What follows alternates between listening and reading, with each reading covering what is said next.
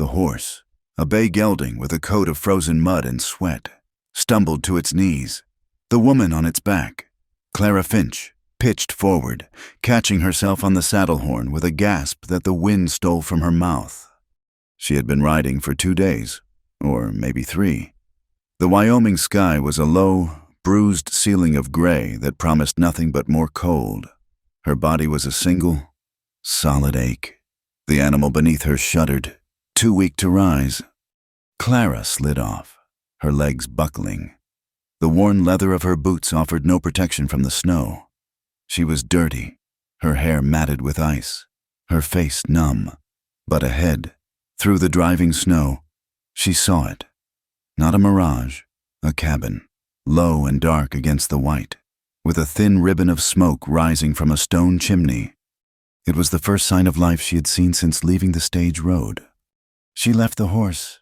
It was a cruel thing, but the animal was spent, and she had nothing left to give it.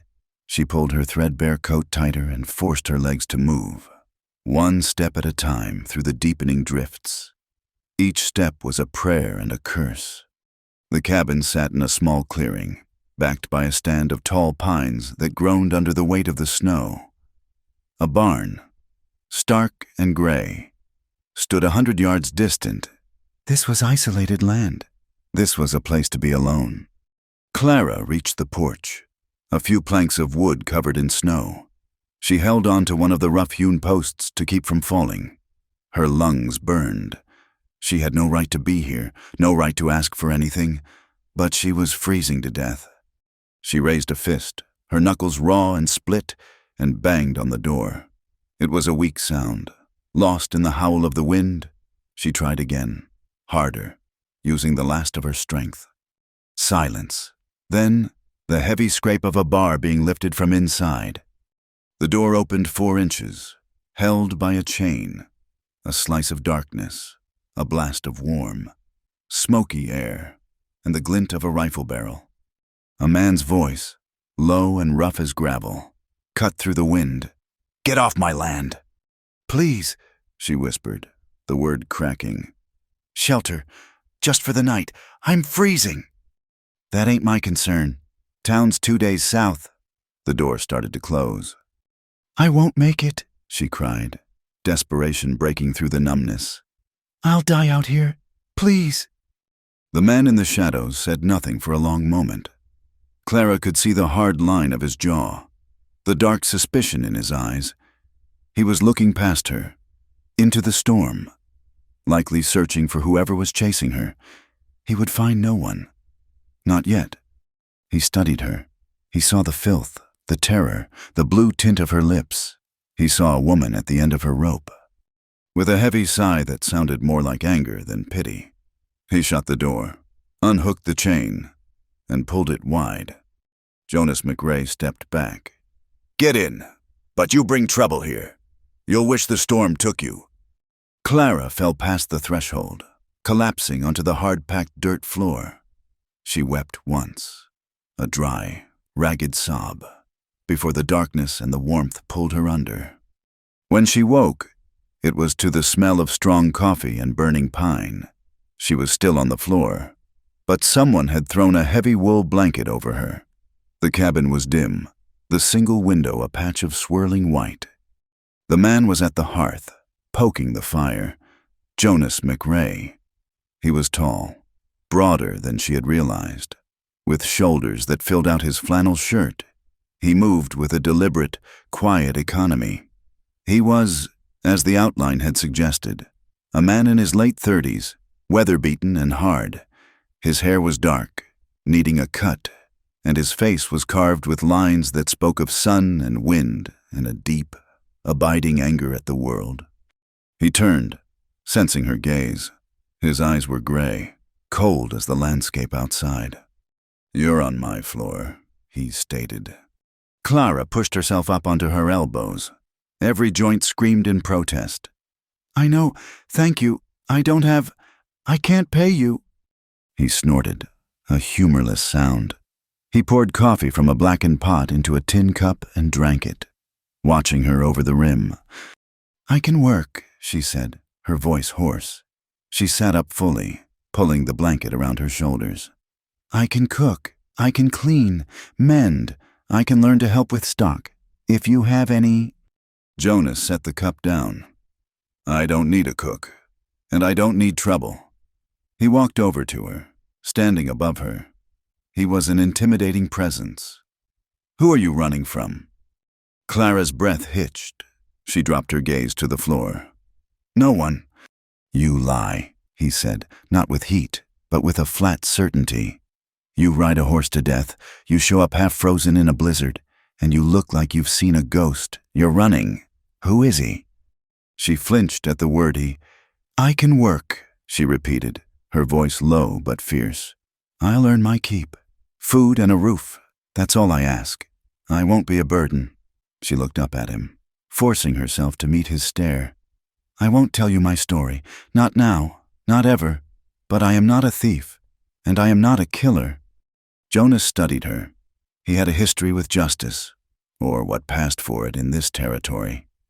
He'd delivered his own more than once, with a rope and a fast horse. He knew the look of a hunted animal. He also knew the look of bait. He was suspicious. Every instinct told him to throw her back out into the snow. This woman was a complication he could not afford. His life was simple. It was hard. It was his.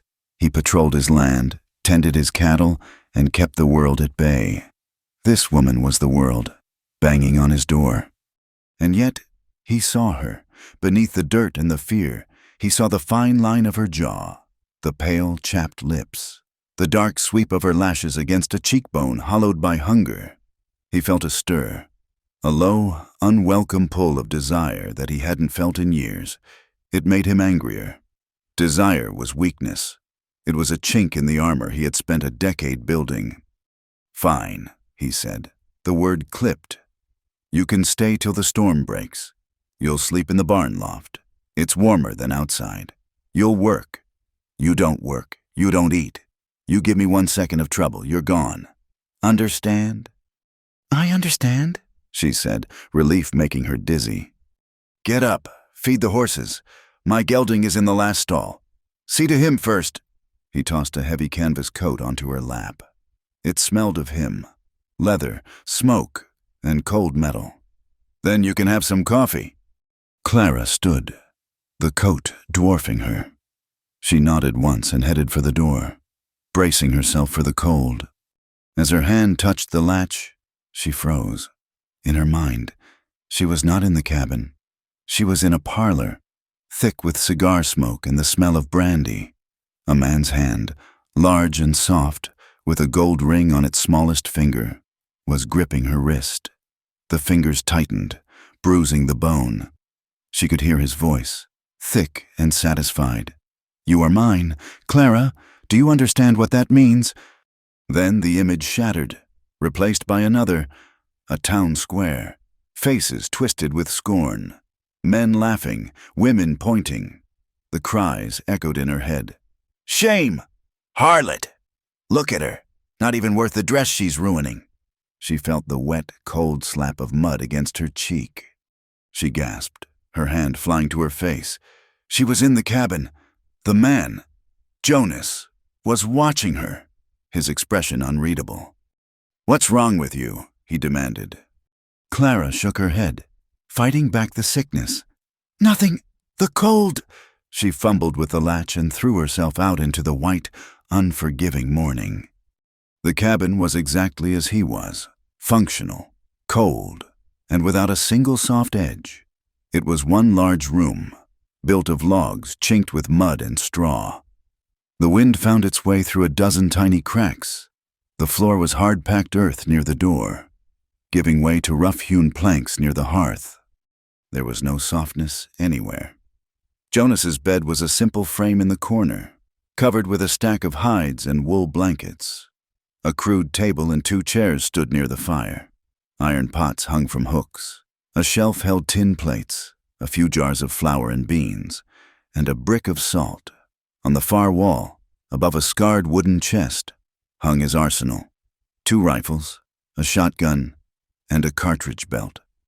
There were no pictures, no curtains, no rugs. The only smell was pine smoke, old leather, and the lingering metallic scent of the man himself. It was a fortress, not a home. The silence inside was as vast and empty as the land outside, broken only by the crackle of the fire and the ever-looming howl of the wind. Clara slept in the loft, a space above the stalls filled with hay that smelled sweet and dusty. It was cold, but the body heat from the animals below offered a small measure of comfort. She was grateful for it. Jonas pushed her. He did not treat her as a guest, or even as a woman. He treated her as a hand, and a poor one at that. Her first full day. He handed her the axe. "The woodpile is low. I want it stacked to the roofline before dark." The axe was heavy, the handle polished smooth from his grip. Clara had never chopped wood. Her first swing bounced off the frozen log, jarring her arms to the shoulder. Jonas watched from the porch, drinking his coffee. "Aim for the cracks. Use your legs, not just your back, and don't you break my handle." He left her there. For hours, she fought the wood. The wind tore at her, pulling the unfamiliar coat open. Her hands, soft from a life she no longer had, blistered within the first hour. By noon, the blisters had broken, and her palms were raw and bleeding. She packed snow against them to numb the pain and kept swinging. She split one log, then another. It was clumsy, brutal work, but it was work. When Jonas returned at dusk, he found her slumped against the woodpile, exhausted, her hands wrapped in strips of cloth torn from her petticoat. But the pile was stacked. Not high, not neat, but it was a start. He looked at the wood, then at her bloody rags. He said nothing. He just grunted, took the axe from her, and went inside. A few minutes later, he came out and tossed a small tin at her feet. "Grease! For your hands! Don't bleed on my tools!" He pushed her to feed the horses, to muck the stalls, to haul buckets of water from the half-frozen creek. He taught her to check the cattle he kept in the barn, looking for signs of frostbite or sickness. "That mare," he'd warned, pointing to a high-strung chestnut. "She'll kick your ribs in if you spook her. Move slow, talk low, let her know you ain't a threat." Clara, who had only ever ridden side saddle on gentle mounts, was terrified. But she did as he said. She moved slow. She spoke in a low murmur. The mare's ears twitched, but she allowed Clara to brush her down and check her hooves for ice. Her resolve impressed him, though he would never have admitted it. He had expected her to break. He expected tears, pleas to be taken to town, complaints about the cold. He got none. She worked from sunup to sundown. She was clumsy, and she was weak, but she was not fragile. She ate whatever scraps he gave her, biscuits, salt pork, beans, without complaint. She just set her jaw, her eyes dark and distant, and did the work. Jonas watched her, and the suspicion warred with the desire. This was not a soft woman from the city. This was a survivor, and survivors, in his experience, were the most dangerous people of all. The blizzard raged for 4 days. On the 5th night, the wind screamed like a dying animal, and the temperature dropped so low the very logs of the cabin seemed to groan. Clara had spent the day helping Jonas secure the barn, reinforcing a door that threatened to rip from its hinges. The snow was waist-deep, the air so cold it was painful to breathe. When they finally fought their way back to the cabin, she was shaking so hard she could barely unlace her boots. She stumbled to the fire, but the warmth wouldn't touch the chill in her bones. "Get your hands clean. I'm cooking," Jonas said, turning his back to her. Clara nodded, but the room was starting to tilt. She felt a strange heat building behind her eyes, even as her skin felt frozen. She reached for the water basin and her legs gave out. She crumpled to the floor, a dark heap in his canvas coat. Jonas swore. He turned, expecting to find her asleep. He saw her face, flushed a dangerous, mottled red, and her eyes, open but unseeing. He crossed the room in 2 strides and pressed the back of his hand to her forehead. She was burning. "Damn fool woman," he muttered. He lifted her. She weighed almost nothing.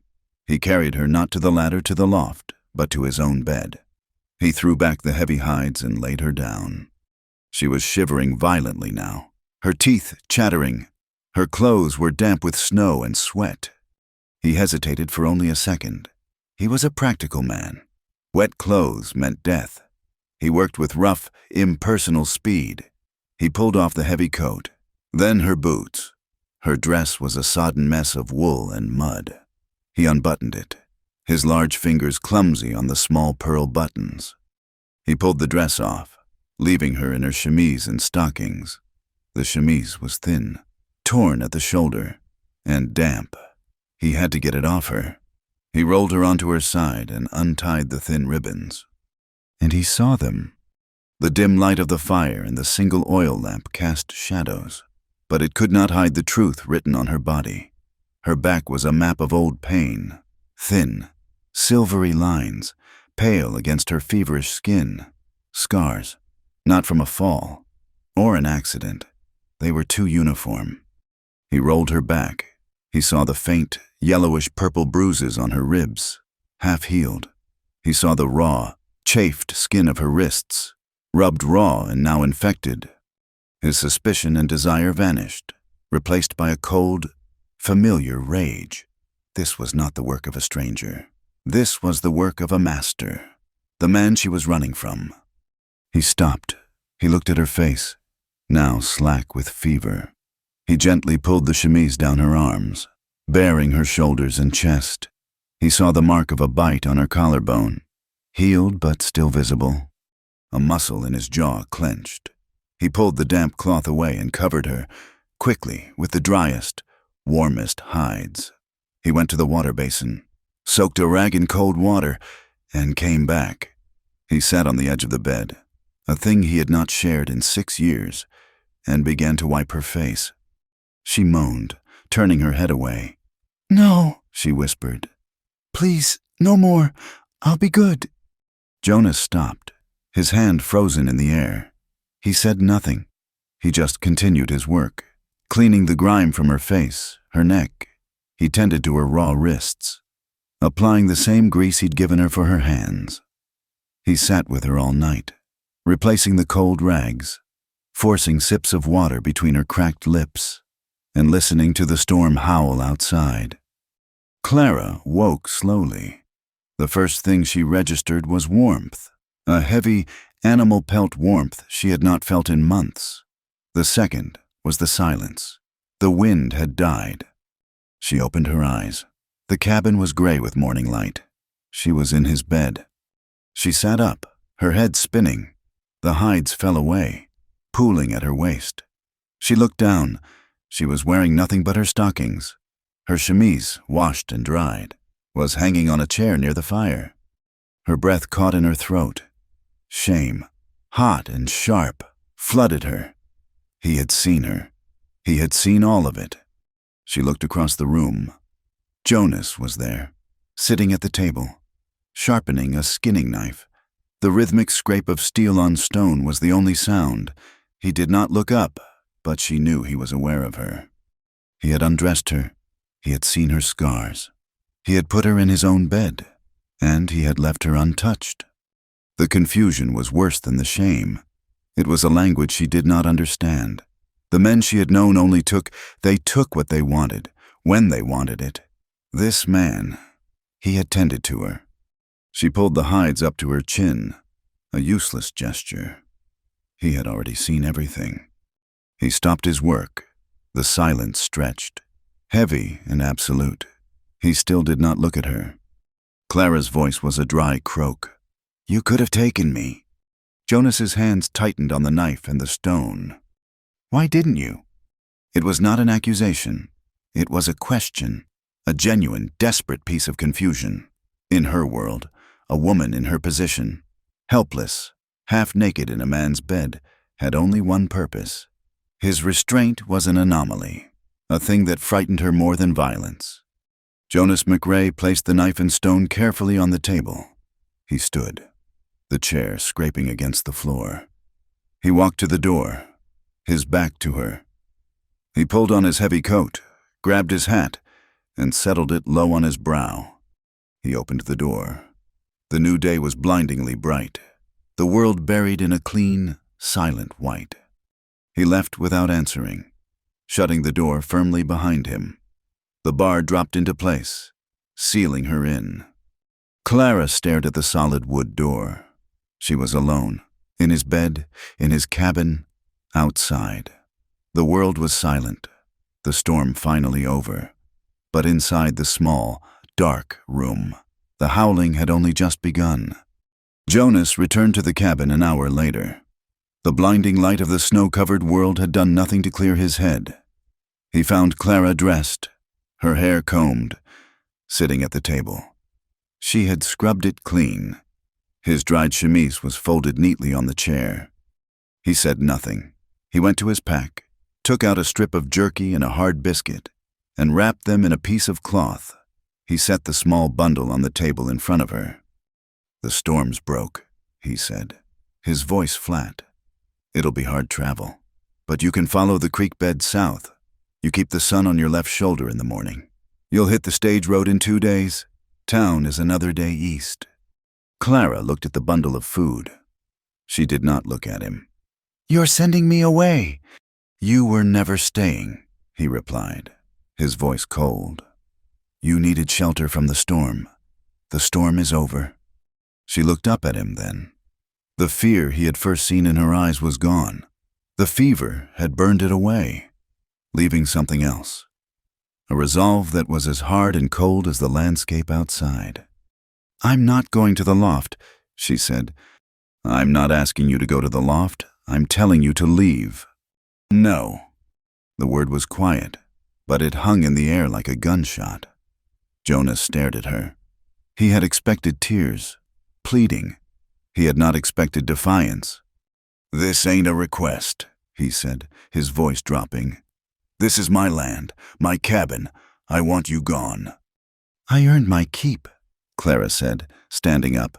She was still frail from the fever, but she did not waver. "You said as long as I worked, I could eat. I'm not done working." "The agreement was for the storm." "The agreement was I wouldn't be a burden. I'll move back to the loft. I'll chop your wood. I'll feed your stock. But I am not leaving." He took a step toward her, his body language a pure threat. "And I'm to let a strange woman live in my barn, a woman running from God knows what." He saw her flinch, but she held her ground.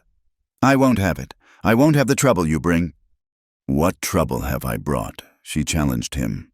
"Have I stolen from you? Have I brought men to your door? I've done nothing but work.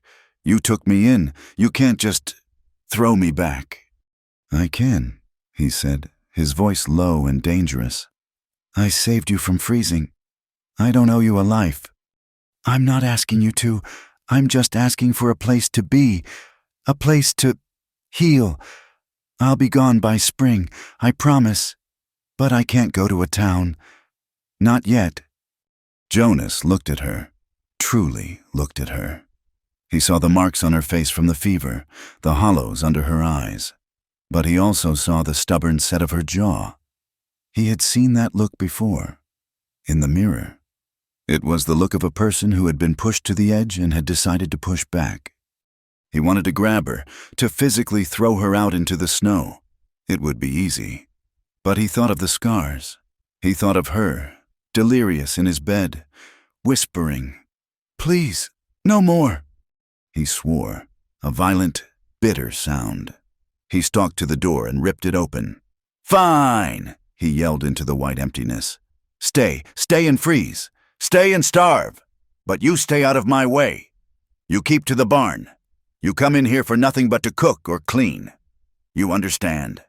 You are not a guest. You are nothing."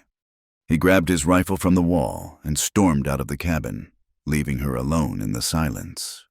The weeks that followed were a cold, silent war. Clara kept her word. She moved back to the hayloft, and she worked. She was the first one up, breaking the ice in the water trough, forking hay to the animals. She mended his clothes, her small, neat stitches a stark contrast to his own clumsy repairs. She cooked their meals, which they ate in a thick, oppressive silence. But the dynamic had shifted. The line between them, once so clear, had been blurred by her fever. He had seen her. He knew her body's secrets, and she knew that he had tended to her with a care he would never admit. The knowledge changed her. She was no longer just a terrified survivor. She began to watch him. She started to test him. It was subtle at first. She would come into the cabin in the morning, her cheeks flushed from the cold. She used to bundle up, a shapeless form in his oversized coat. Now, she would shed the coat by the door and linger by the fire in just her worn wool dress, warming her hands. She knew he watched her. She could feel his gaze on her back.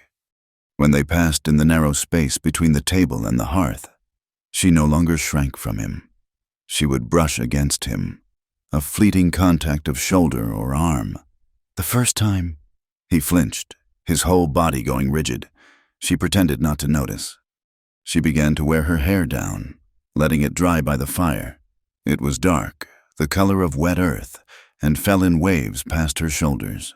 It made the cabin feel smaller, more intimate. One evening, he sat cleaning his rifle, the lamplight throwing his harsh features into relief. She was darning a sock. "You never said what brought you so far out," she said, her voice quiet. He didn't look up. "My business." "You seem to like it, the quiet." "I like it fine. Or maybe," she pressed, "you're just like me. Maybe you're running from something, too." His hand stilled. He looked up, his gray eyes pinning her. "I ain't running. I'm where I want to be." "And you'd be smart to stop talking. Smart to keep your head down and your mouth shut." Clara met his gaze, her needle poised in the air. "I'm tired of being smart, Mr. McRae, and I'm tired of being quiet." He stood up, the chair scraping loudly. He walked to the hearth, took the sock from her hand, and threw it into the fire. "Then you're a fool. Go to the barn, now." She stood, but she did not back away. "You're not safe, are you?" she whispered. "That's what you want me to think." "I am not safe," he said, his voice a low, guttural warning. "I am not a gentleman. Clara, you keep pushing me, you keep prodding. You don't want to see what happens when I stop being patient." "And what if I do?" she asked, her voice trembling, but not with fear. It was a terrible, reckless curiosity. "What if I'm tired of gentlemen with soft hands who leave bruises that last for weeks?" The confession hung in the air, shocking them both. His anger faltered, replaced by a dark understanding. He saw her then, not as a woman testing him, but as a person trying to rewrite her own story. She was looking for a different kind of fire to burn away the old one. And it terrified him, because he had that fire. He had enough to burn them both to the ground. "Get out," he said, his voice hoarse. "Go, before I do something we'll both regret." She held his gaze for one moment longer, then turned and left, disappearing into the cold darkness of the barn. Jonas stayed by the fire for hours, his hands clenched into fists, fighting a war with himself. She wanted the edge. She wanted the danger, because the one thing worse than pain was the memory of helpless, degrading fear. She thought his brand of violence would feel clean, like control. He knew it was just another kind of poison. The breaking point came 2 days later. A section of fence on the north pasture had been broken by the weight of the snowdrifts. "Get your coat," he'd ordered. "You're holding the posts." The cold was a physical thing, a presence that sucked the breath from their lungs. The wind was high, whipping snow into their faces. They rode out, the horses picking their way through drifts as high as their chests. The work was brutal. They had to dig out the broken posts, their gloved hands clumsy, the metal of the shovel burning with cold. Clara, exhausted and numb, fumbled with a coil of wire, dropping it into the deep snow. "Damn it, woman!" Jonas roared, his patience, already worn thin, snapping. "It's freezing out here. Can you not hold on to one simple thing?"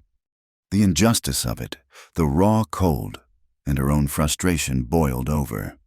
"I'm trying," she yelled back, her voice torn away by the wind. "I'm cold. My hands are numb. I'm not built for this." "Then what are you built for?" he sneered, advancing on her.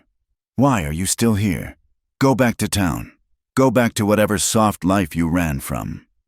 "Soft?" she laughed, a broken, hysterical sound that made the horses shy. "You call this soft?" She ripped her glove off and shoved her raw, chill-blained hand toward his face. "You think this is worse than what I left? You think this cold is crueler than a man who smiles while he hits you?" He stopped. Her words hit him, but he was too far gone in his own anger to understand them. He just saw her defiance. He saw her yelling at him, challenging him on his land. "You don't know what cruel is," he growled. He crossed the last 2 feet between them and grabbed her. His grip was iron. He hauled her up from the snow and slammed her back against the nearest standing fence post. The impact drove the air from her lungs. The rough, frozen wood bit into her back. He pinned her there, his body pressed against hers, his face inches away. His eyes were not cold now. They were blazing, a terrifying, uncontrolled fire. He was all animal, all rage and frustration. And she had finally pushed him too far. Clara gasped, terrified. This was it. This was the violence she had been courting. But now that it was here, it was suffocating. But she did not scream. She did not fight. She just stared back at him, her chest heaving, her eyes wide and dark. The moment stretched. The wind howled around them. Jonas breathed like a spent runner. He saw her, pinned, helpless, exactly as she must have been before. And he saw the look in her eyes. It was not just fear, it was recognition. And it was an invitation.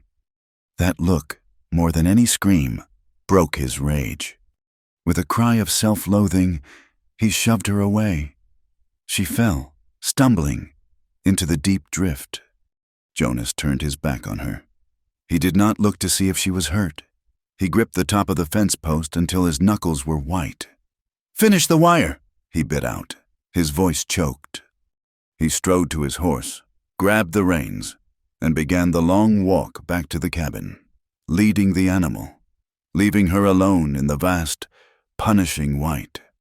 Clara returned well after dark. She had finished the fence. Every loop of the wire was pulled tight, her bloody fingers screaming inside her gloves. She had walked the entire 2 miles back, following his tracks in the snow. She entered the cabin without a word. He was at the table, his back to her, cleaning his rifle. The rhythmic, scraping sound of the oiled rag was the only noise. The air was so taut it hummed. She went to the fire, her body one solid trembling ache. She unlaced her boots, her movements slow and stiff. She peeled off her wet socks and held her numb feet toward the flames. She did not look at him. She expected him to tell her to get out, to go to the barn. He said nothing. He stopped his work. He stood, went to the pot on the hearth, and ladled stew into a bowl. He set it on the table. "Eat." She did not move. He walked over to her. He stood behind her, so close she could feel the heat of him. He was a furnace of banked rage. "I told you to stop," he whispered. The words were not an apology. They were an accusation. Clara turned slowly on the stool. She had to crane her neck to look up at him. She was exhausted. The cold had taken everything from her. All the fight, all the fear. There was nothing left but a cold, hollow need. She looked at his face, at the hard line of his mouth, the shadows in his eyes. He had touched her with violence, and it had felt real. It was the first real thing that had happened to her in a year. Slowly, deliberately, she reached up and unfastened the top button of her dress. Her fingers were stiff, clumsy. "Stop," he warned, his voice a low threat. "I can't," she whispered, tears welling and freezing on her cheeks. She fumbled with the second button. "Don't you understand? I'm so cold. I'm so empty. I can still feel his hands. I can't get them off me."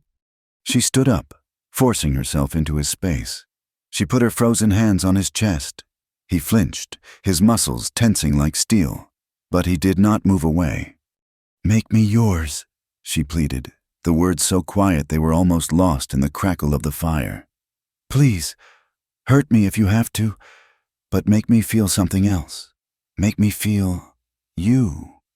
Her plea, that terrible, desperate permission, "Hurt me if you have to," shattered the last of his control. It was not a man's name he roared. It was a sound of pure, elemental frustration. He grabbed her, his hands not gentle, not caring. He tangled one hand in her hair, pulling her head back, and his mouth crashed down on hers. It was not a kiss, it was an annihilation. It was a claiming.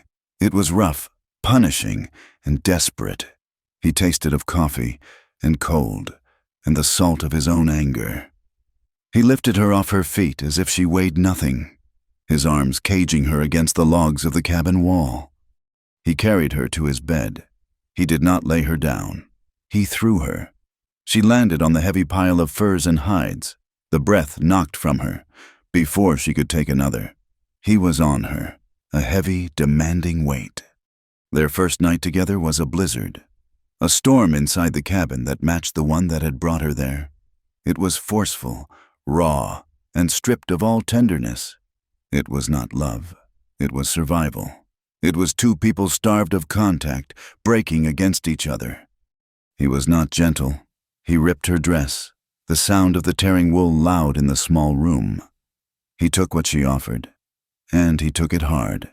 He was trying to exorcise her, to push her away, and she was trying to be erased, to have the memories of those soft, cruel hands burned away by this rough, undeniable force.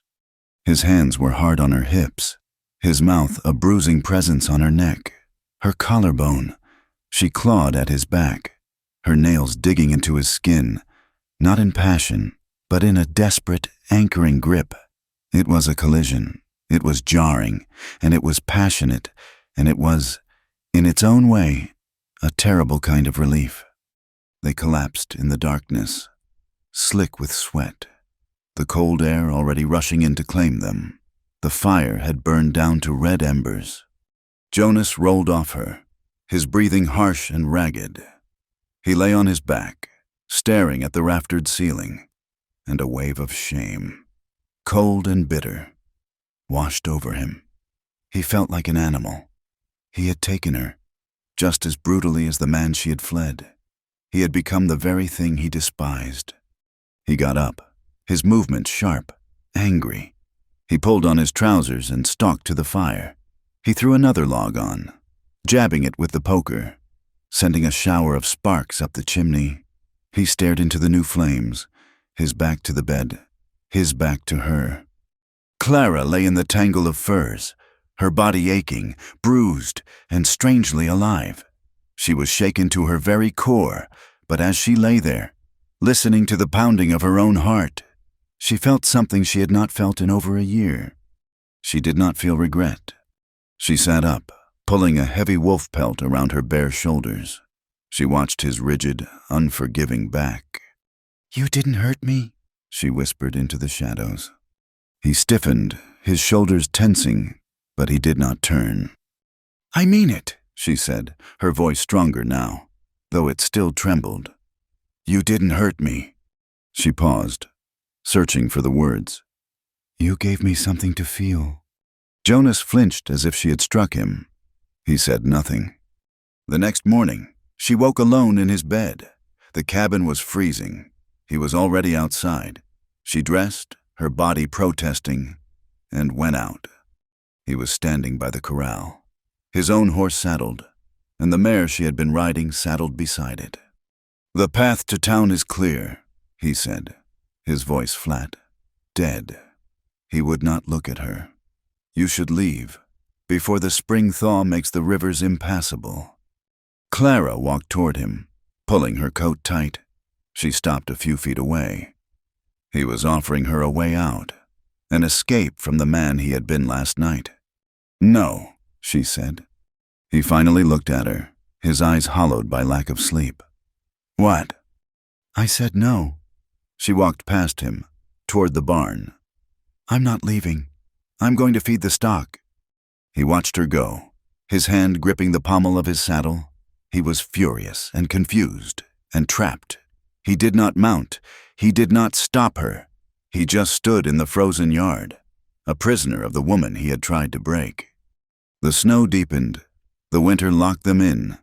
An uneasy, unspoken truce settled over the ranch. He did not touch her again. She slept in the loft. He slept in his bed. But the silence between them was different. It was no longer empty. It was filled with the memory of that night.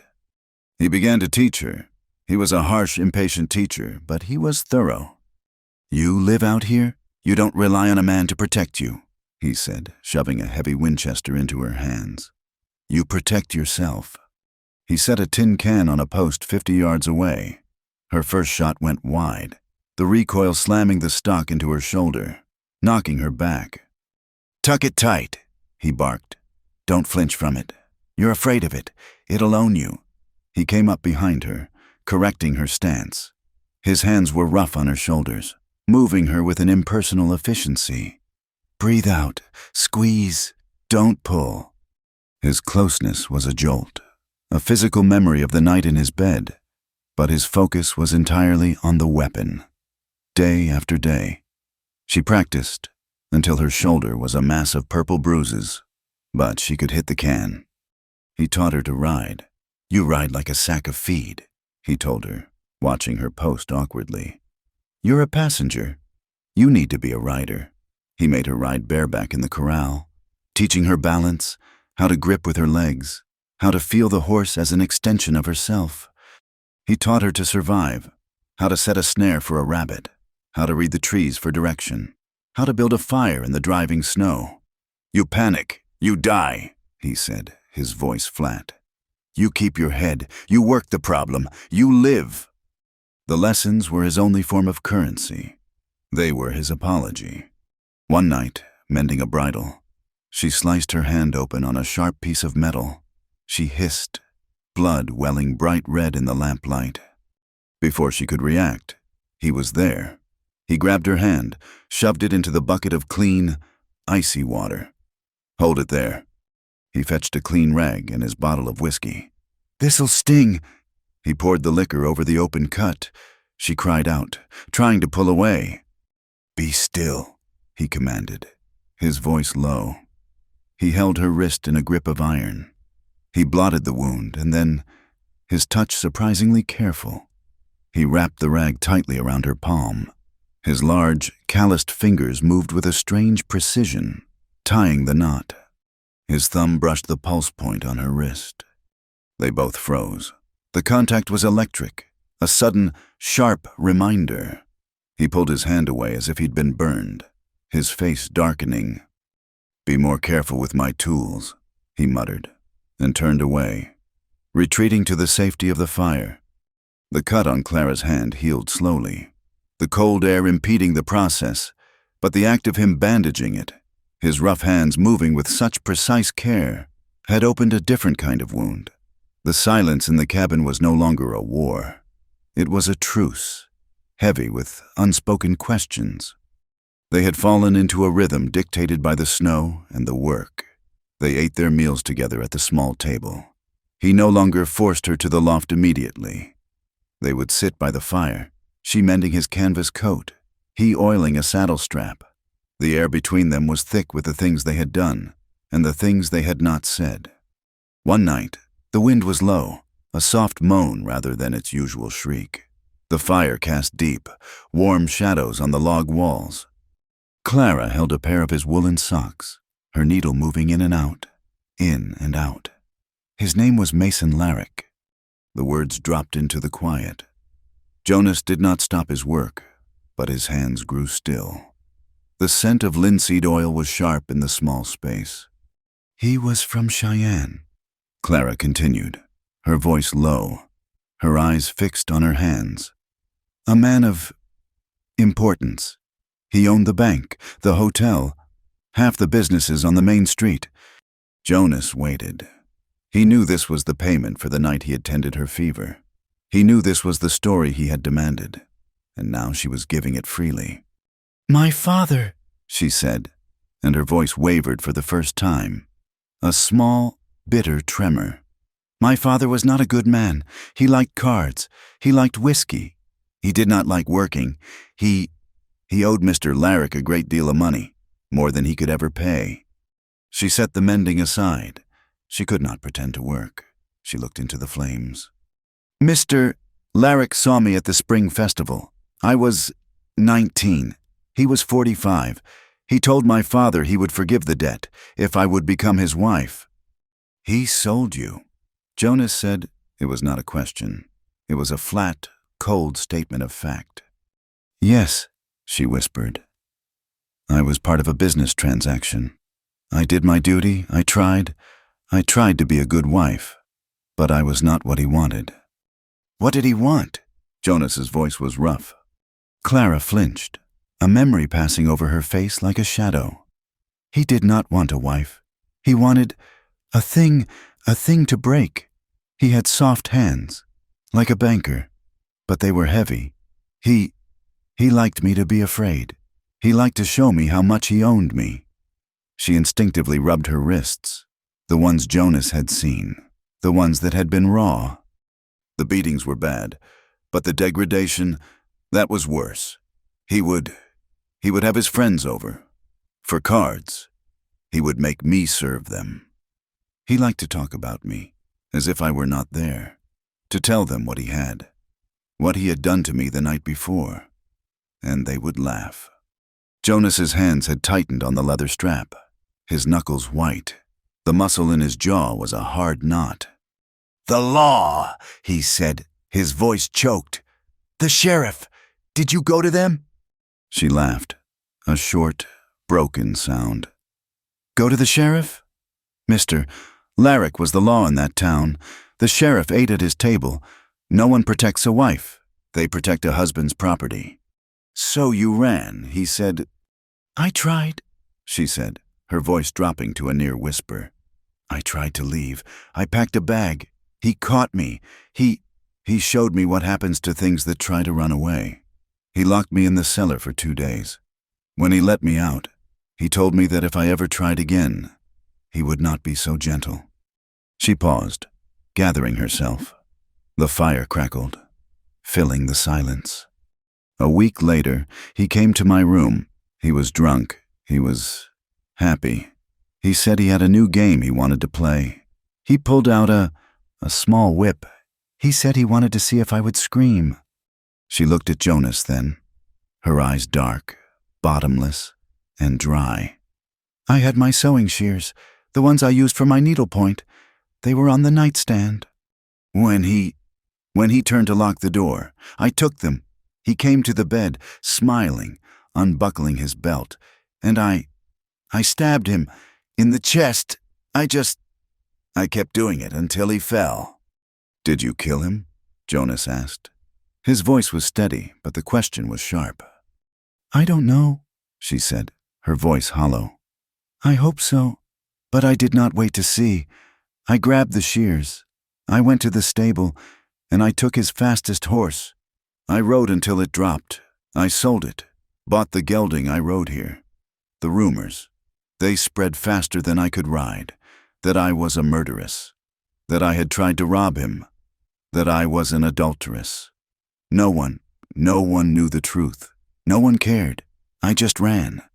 She finished, and the confession left her visibly shaking, as if she had been bled.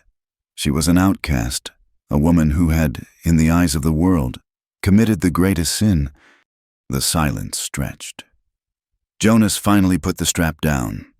He looked at her, his gray eyes seeing her, truly, for the first time, not as a burden, not as a temptation, but as a person. "My sister, Mary," he said, his voice so low she had to lean forward to hear it. "She was younger than you, 17.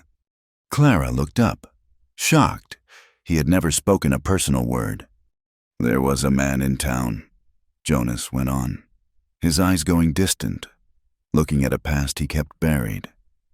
Eli Slocum. He owned the mercantile. My father had died. We were poor Slocum. He'd give Mary credit. A bit of ribbon, some flour. He told her she could pay him back in other ways. When she refused, he would take it anyway. He was a big man, respected. Went to church. He picked up a piece of kindling and threw it into the fire. His movements sharp, violent. I was breaking horses up north. When I came back, Mary was... She was different. Quiet. She looked like you did when you first got here. Like a spooked horse. It took me a month to get the truth from her. "What did you do?" Clara whispered. "I went to him. I told him to leave her be. He laughed at me. He told me my sister was a whore, and I should be proud she was earning her keep. He said it was a civil matter, between him and her." "So," Jonas said, his voice going dead flat, "I made it my affair. I didn't go to the sheriff. He was Slocum's cousin. I waited for him. That night, he came out of the saloon. Drunk. Same as your man. I took him into the alley. I told him he was never going to touch my sister again." "He pulled a knife," Jonas said, anticipating her question. "But it didn't matter. I beat him. I beat him until he stopped moving. I broke him, just like he broke her." "You killed him," Clara stated. "Yes, I killed him. In an alley. With my hands. I left him in the dirt. I saved her. I saved Mary from him." "But," he said, turning to look at her, the self-loathing in his eyes a perfect mirror of her own. "She never looked at me again, not without fear. I had saved her, but I had shown her I was a monster. The town. They knew what Slocum was. They were glad he was gone, but they were terrified of the man who'd done it. They cast me out. They didn't hang me, but they made sure I knew I was not welcome." He gestured around the small, dark cabin. "So I came here. I bought this land. I built this place with my own hands. I learned to live alone, in solitude." The two confessions lay between them, raw and bleeding. Clara looked at this hard, violent, and broken man. He was no different from her. "We're a pair, then," she said softly. "Two outcasts."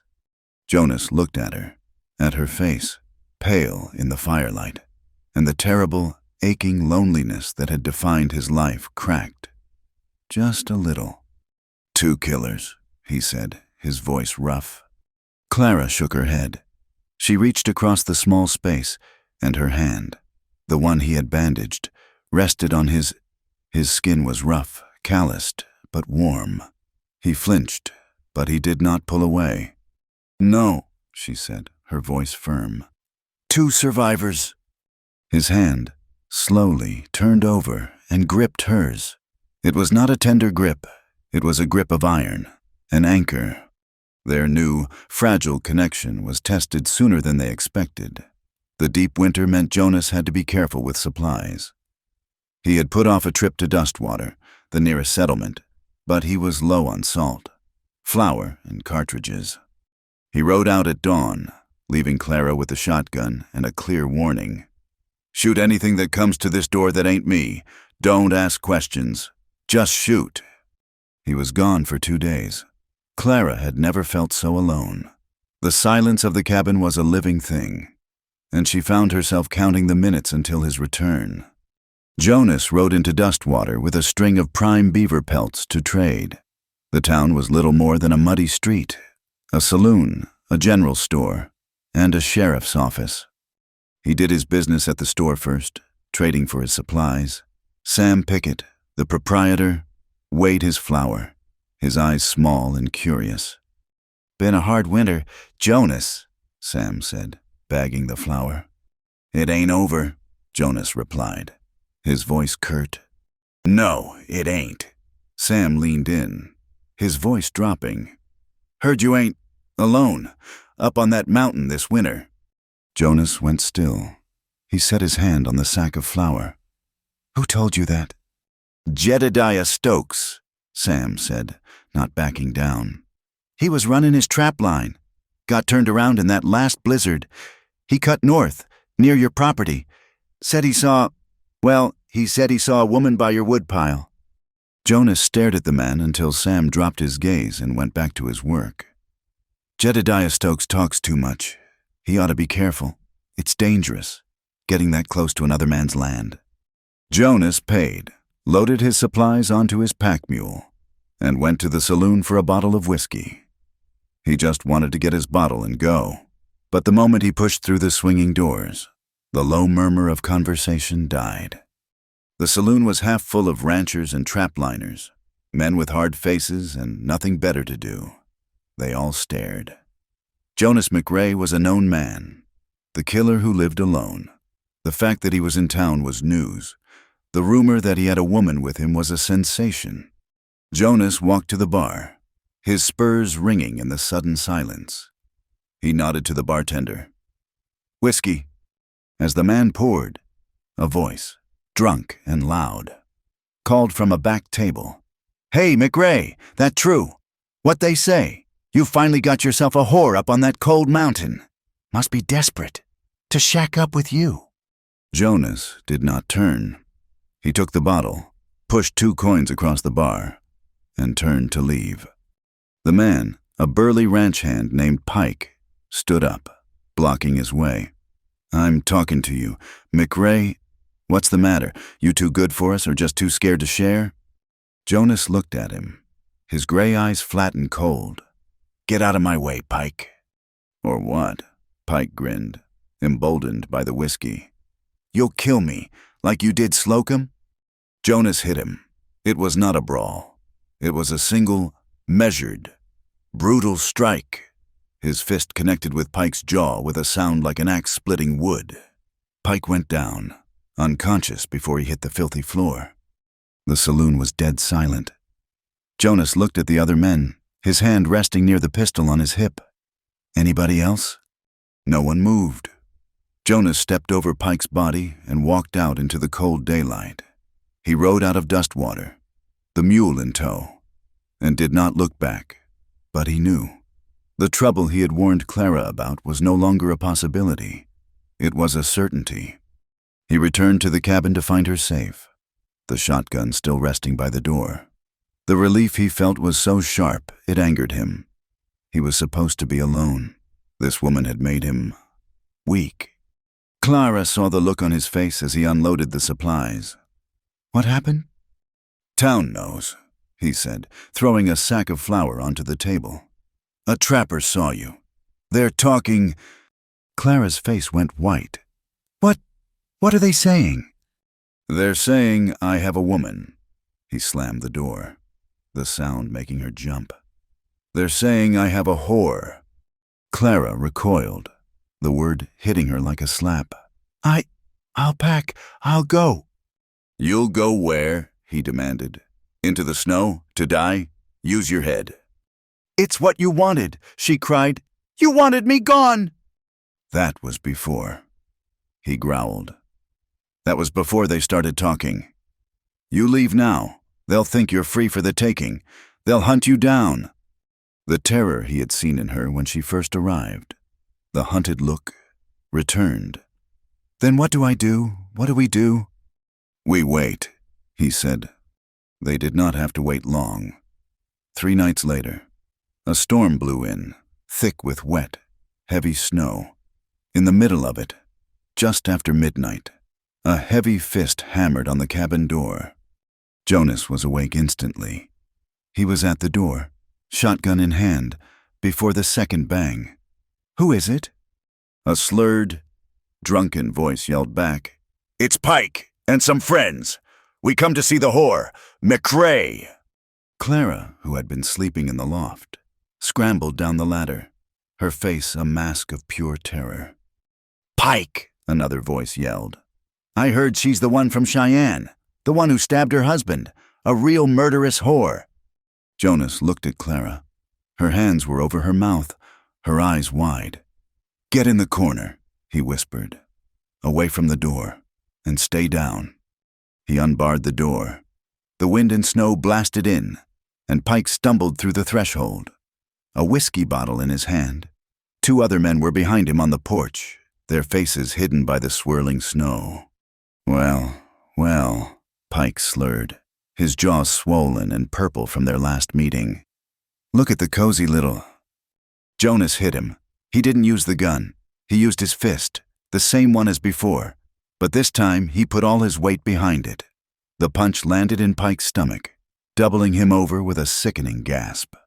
As Pike folded, Jonas brought the butt of the shotgun down on the back of his neck. Pike collapsed onto the dirt floor. The 2 men on the porch stared, stunned. Jonas leveled the shotgun. "Get him, and get off my land!" We was just funnin', McRae," one of them stammered, his drunken courage gone. "I ain't," Jonas said, his voice deadly calm. "You tell every man in Dustwater. You tell them what you saw. You tell them she is under my protection. The next man who comes to my door asking for her, I will bury him where he stands. Now get him." The 2 men scrambled to obey, dragging Pike's unconscious body off the porch and disappearing into the blizzard. Jonas slammed the door and dropped the heavy bar. The cabin was silent, save for the howl of the wind and Clara's ragged breathing. He turned to her. She was huddled in the corner, shaking, not from the cold, but from the words. Murderous whore. The rumors had caught her. "Jonas!" she wept, stumbling toward him. "You have to let me go, now, tonight. They know who I am. I'm endangering you. They'll come back. They'll come back with more men, with the sheriff." "Let them," he said, setting the shotgun back on its rack. "No," she cried, grabbing his arm. "You don't understand. I can't be the reason you're hurt or killed. I'll run. I'll go north, to the mountains. I'll take my chances. Please, Jonas, let me go." He looked at her, at this woman who was willing to walk into a blizzard to protect him. He had seen her as a victim. He had seen her as a temptation. He had seen her as a survivor. Now, he saw her as his. He stopped her frantic pleas by putting his hands on her shoulders. She flinched, expecting him to be angry, to shake her, to throw her out. Instead, his grip was firm, grounding. He didn't say anything. He just looked at her, his gray eyes searching her face, and then his expression softened. The hard, violent lines around his mouth eased. He raised one hand, his calloused, rough thumb brushing the tears from her cheek. The gesture was so unexpected, so foreign, so tender, that it stopped her breath. He leaned in, slowly, giving her time to pull away. She did not. He kissed her. It was not the brutal, punishing kiss of their first encounter. It was not a kiss of hunger or rage. It was soft. It was a question and an answer. It was hesitant, at first, then deepened as she leaned into him, her hands gripping his shirt. It was a kiss of possession, not of violence. It was a kiss that promised protection. He pulled back, just enough to look her in the eyes. The firelight played in hers, and the fear was gone, replaced by a dazed, fragile hope. "You're mine now, Clara," he said, his voice a low, rough vow. "You're not running anymore. If they want to take you, they'll have to go through me." She stared at him, the meaning of his words settling over her. He was not casting her out. He was claiming her. He was standing between her and the world. She didn't speak. She didn't need to. She leaned in and kissed him back, a kiss of acceptance, of trust. He lifted her then. His arms, which had thrown her onto the bed, now gathered her gently. He carried her, not to the bed, the place of their first violent collision, but to the heavy bearskin rug in front of the hearth. He laid her down, the firelight washing over her. He did not rip her clothes. He undressed her slowly, his rough hands unfastening the tiny buttons of her dress, his eyes never leaving hers. He was learning her, not just taking her. He unwrapped her as if she were a precious, fragile thing. He undressed himself, the firelight catching the old scars on his own back, a mirror of her own, two survivors. This time, when he came to her, it was not a desperate, hungry collision. It was a slow, deliberate claiming. It was not violent. It was not desperate. It was full. It was every unspoken promise they had made in the last few G-months. It was the trust she had given him with her story, and the trust he had given her with his. He made love to her in front of the fire, slowly, deeply, as the blizzard raged outside, sealing them in. His hands worshipped her. His mouth erased the memories of other, crueler touches. He showed her, without words, that she was not a murderous whore. She was his, and as she arched against him, crying out his name, she was not a victim, and he was not a killer. They were just two people, in the middle of nowhere, finally, truly, finding a home. The snow did not vanish overnight. It retreated, slowly, like a beaten army, giving up the land inch by painful inch. The world, which had been clean, white, and silent, turned to mud and brown grass. The creek behind the cabin, once a frozen ribbon, became a roaring, angry torrent, fed by the melt. The air no longer smelled of just ice and pine. It smelled of wet earth, of new growth, of a world unsealing itself. With the thaw, the cabin felt smaller, the isolation less like a fortress and more like a cage. They had lived for months in a bubble of snow and firelight. The night he had claimed her in front of the hearth had changed everything. She had moved her few belongings from the loft. She no longer slept in the cold hay. She slept in his bed. They lived as man and wife, in all but name. They worked side by side, ate at the same table, and shared the same bed, but the words of love, of permanence, were never spoken. Theirs was a bond forged in survival and sealed in desperation. One morning, Jonas stood on the porch, staring at the muddy trail that led south. "We're low on flour, salt, and cartridges. I'm going to dust water." Clara, who was scrubbing a pot, went still. The sound of the brush against the iron was the only sound. "Town." "We need supplies," he said, not looking at her. I can stay here," she said, her voice small. "I'm not afraid of being alone." He turned then, his gray eyes pinning her. "You ain't staying. You're coming with me." "Jonas, no, please!" The old panic flickered. "They know. Pike. Those men.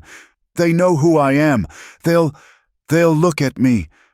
"Let them look," he said, his voice flat. "You're with me. You don't hide. Not in the barn, not in this cabin, not anywhere. You live here. You face the world here. That's the way it is." It was not a request. It was an extension of his lessons. How to shoot, how to ride, how to survive. This was the next step. She said nothing more. She washed her face, put on the one good dress she had, a dark blue wool she had mended a dozen times.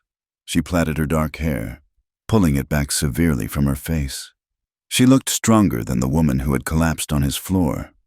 The months of hard work had put muscle on her arms. And his food, simple as it was, had filled the hollows in her cheeks. She was no longer a ghost. She was a woman. He watched her, a flicker of something, pride, possession, in his eyes. "Good, let's ride." She rode the mare he had taught her on. She rode astride, like a man, her movements sure and balanced. She was a rider now. The journey to Dustwater took half a day. The town was a different place without its blanket of white. It was raw, muddy, and loud. Wagons, stuck to their axles, were being cursed at by their drivers. Men gathered on the boardwalk outside the general store, smoking and talking. As Jonas and Clara rode down the main street, the talking stopped, one by one. The men turned. They looked at Jonas McRae, the killer who lived on the mountain, and then they looked at the woman at his side. They saw her face, her bearing, and the whispers began. Clara kept her eyes fixed on the back of Jonas's head. She could feel the stares. They were like insects, crawling on her skin. She wanted to shrink, to pull her coat up over her head. Jonas seemed oblivious. He dismounted in front of Sam Pickett's general store, his movements unhurried. He tied his horse, then walked to her mare and put his hands on her waist to help her down. It was a simple, proprietary gesture, and it sent a clear message. She is mine. He held the door for her. Pickett's store smelled of cured hams, tobacco, and dust. Sam Pickett himself, a small, nervous man, froze when he saw them. "Jonas," he said, wiping his hands on his apron. "Ma'am." Sam. Jonas nodded. "Need flour, salt, coffee, and a box of 45s. As Pickett bustled around, gathering the supplies, two women who had been browsing at the fabric counter whispered to each other, their eyes on Clara. Clara turned her back, pretending to inspect a rack of horse blankets, her face burning. "Will that be all, Jonas?" Pickett asked, his voice overly cheerful. "Whiskey," Jonas said. Pickett's face fell. Well, I'm fresh out. Jonas had a run on it. You'll have to try the saloon." Jonas stared at him. Pickett was lying, but he was also afraid. He was afraid of the men in the saloon, and he was afraid of Jonas. "Fine," Jonas said. He paid for the supplies. "Clara, wait here." Clara, who had been dreading this, shook her head. She put her hand on his arm. "No, I'm with you." Jonas looked down at her, at the small, gloved hand on his coat. He saw the terror in her eyes, but he also saw the iron resolve. He gave a single, curt nod. He loaded the supplies onto the pack mule, then turned toward the saloon. 2 doors down, Clara fell into step beside him. With every step, she felt her stomach tighten. This was the place Pike and his friends had come from. This was the den of men who had called her a whore. Jonas pushed the swinging doors open and held them for her. The saloon was exactly as she had imagined. Dim, smoky, smelling of stale beer and unwashed men. A piano player in the corner was plinking out a tinny tune. A card game was in progress at a back table. The moment they stepped inside, the music stopped. The piano player's hands froze above the keys. The men at the card table looked up, their cards held in midair. And, in a dark corner, Clara saw him, Pike. His face was still swollen, a sickly map of purple and yellow. He saw Jonas, and his eyes went wide. Then he saw Clara, and a flush of anger and humiliation crossed his face. He looked away, turning his gaze pointedly to his drink. The entire room was dead silent. Jonas walked to the bar, his spurs ringing on the filthy floorboards. Clara walked beside him, her head held high, though her heart was hammering against her ribs so hard she thought it might break. Jonas put a coin on the bar. "Whiskey, a bottle." The bartender, a large man with a stained apron, nodded, his hands shaking just slightly. He took a bottle from the shelf, set it on the bar, and slid the coin into his drawer, all without meeting Jonas's eyes. Jonas picked up the bottle. He turned to leave. "Well, I'll be." A voice slurred from the back table. It was a man Clara didn't recognize, a stranger with a trail-worn face and whiskey-bowled eyes. "That's the murderous whore from Cheyenne, ain't it? The one who shivved her old man?" Jonas turned. Slowly. Clara's hand flew to his arm, but he didn't seem to notice. He did not look angry. He looked calm. It was a terrible, cold calm. His hand did not move to his pistol, but it hung loosely at his side. "You got something to say?" Jonas's voice was not loud, but it carried to every corner of the silent room. The stranger's drunken smile faltered. He looked at Jonas, at the cold gray eyes, and the reputation of the man clicked into place. He looked at Pike, who was shaking his head, a look of near panic on his face. The man swallowed, his bravado vanishing. "No, sir," he said, his voice suddenly sober. No, Mr.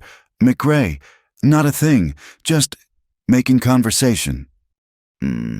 Jonas said. That's what I thought. He put his hand on the small of Clara's back, a firm, possessive pressure. Let's go. He guided her out of the saloon. The moment the doors swung shut behind them, the explosion of talk was so loud it was as if a dam had broken. Clara was shaking, but she felt a strange, giddy sense of victory. He had faced them down. He had stood for her. As they were retying the bottle to the pack mule's saddle, a new voice cut through the street noise. Jonas McRae. They both turned. A man was walking toward them from the sheriff's office. He was in his 50s, with a weary, sun-scorched face, a stained vest, and a dull tin star pinned to it. Sheriff, Jonas said, his body going guarded again. Sheriff Ellison stopped a few feet away.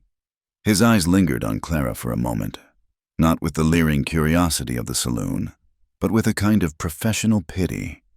Jonas, he said, his voice low. I need a word. In my office. He looked at Clara. Ma'am, maybe you'd best wait at Pickett's. This is official business. She stays, Jonas said. The words were not negotiable. Sheriff Ellison sighed, rubbing the back of his neck. All right, have it your way. In my office. Now. The sheriff's office was a small, dusty box, smelling of stale coffee and old paperwork. A pot-bellied stove in the corner was cold.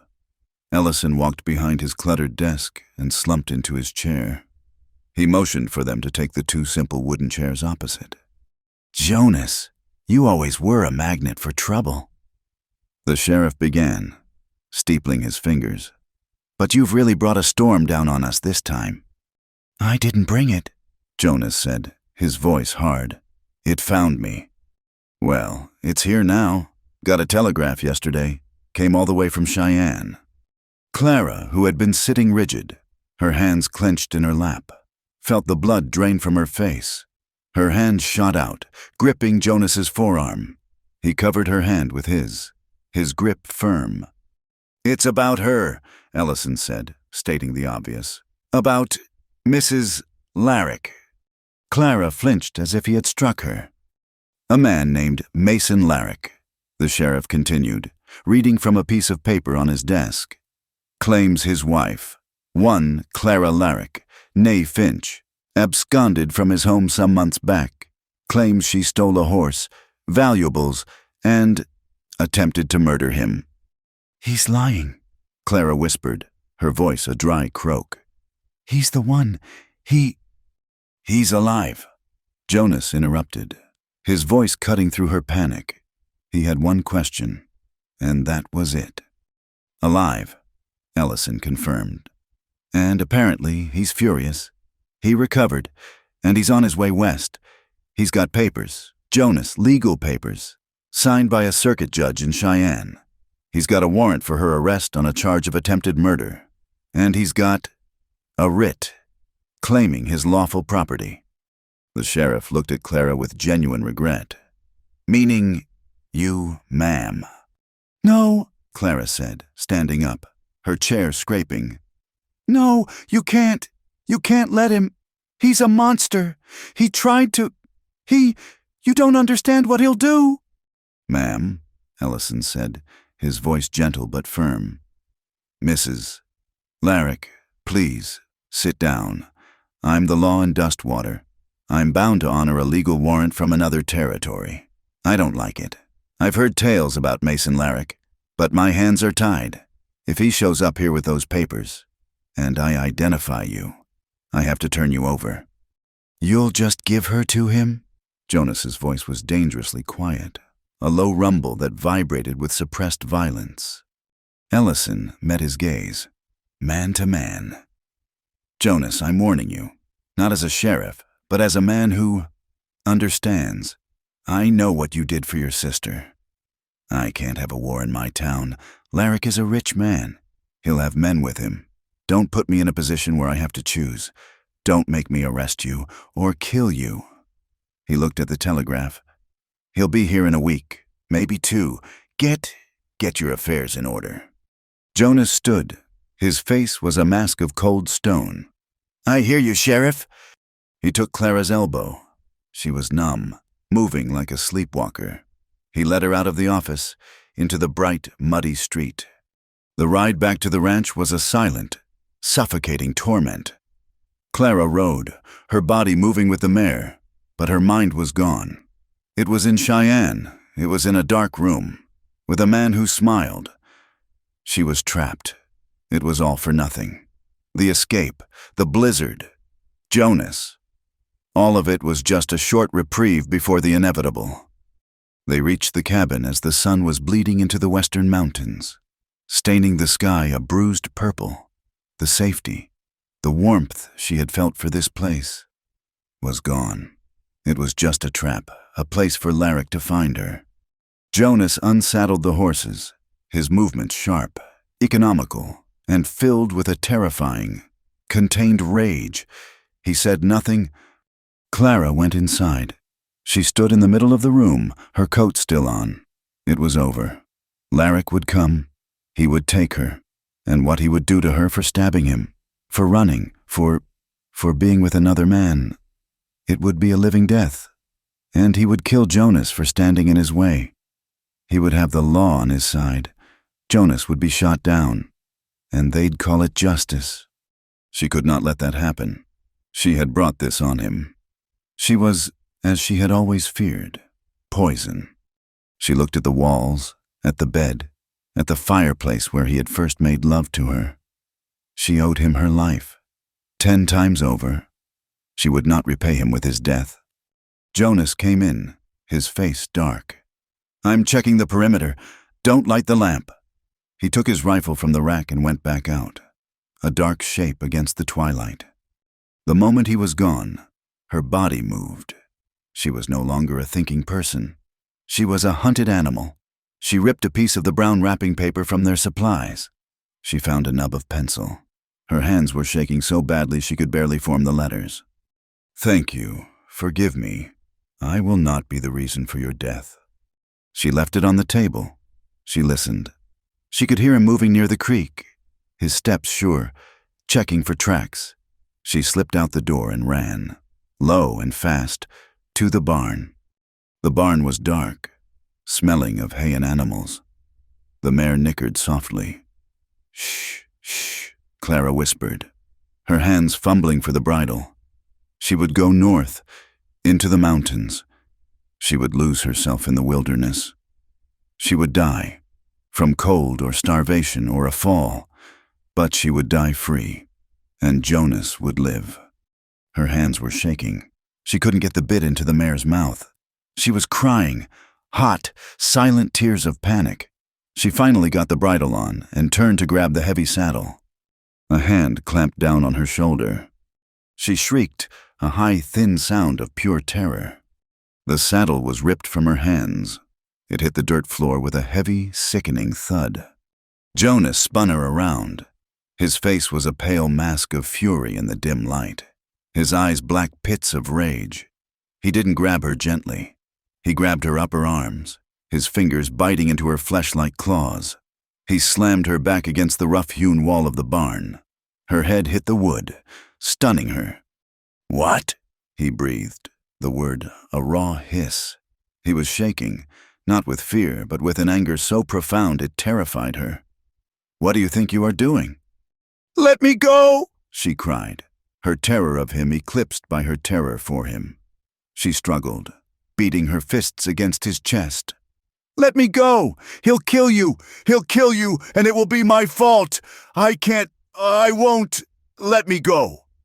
I told you, he snarled, his voice a low, guttural growl she had not heard since the day at the fence.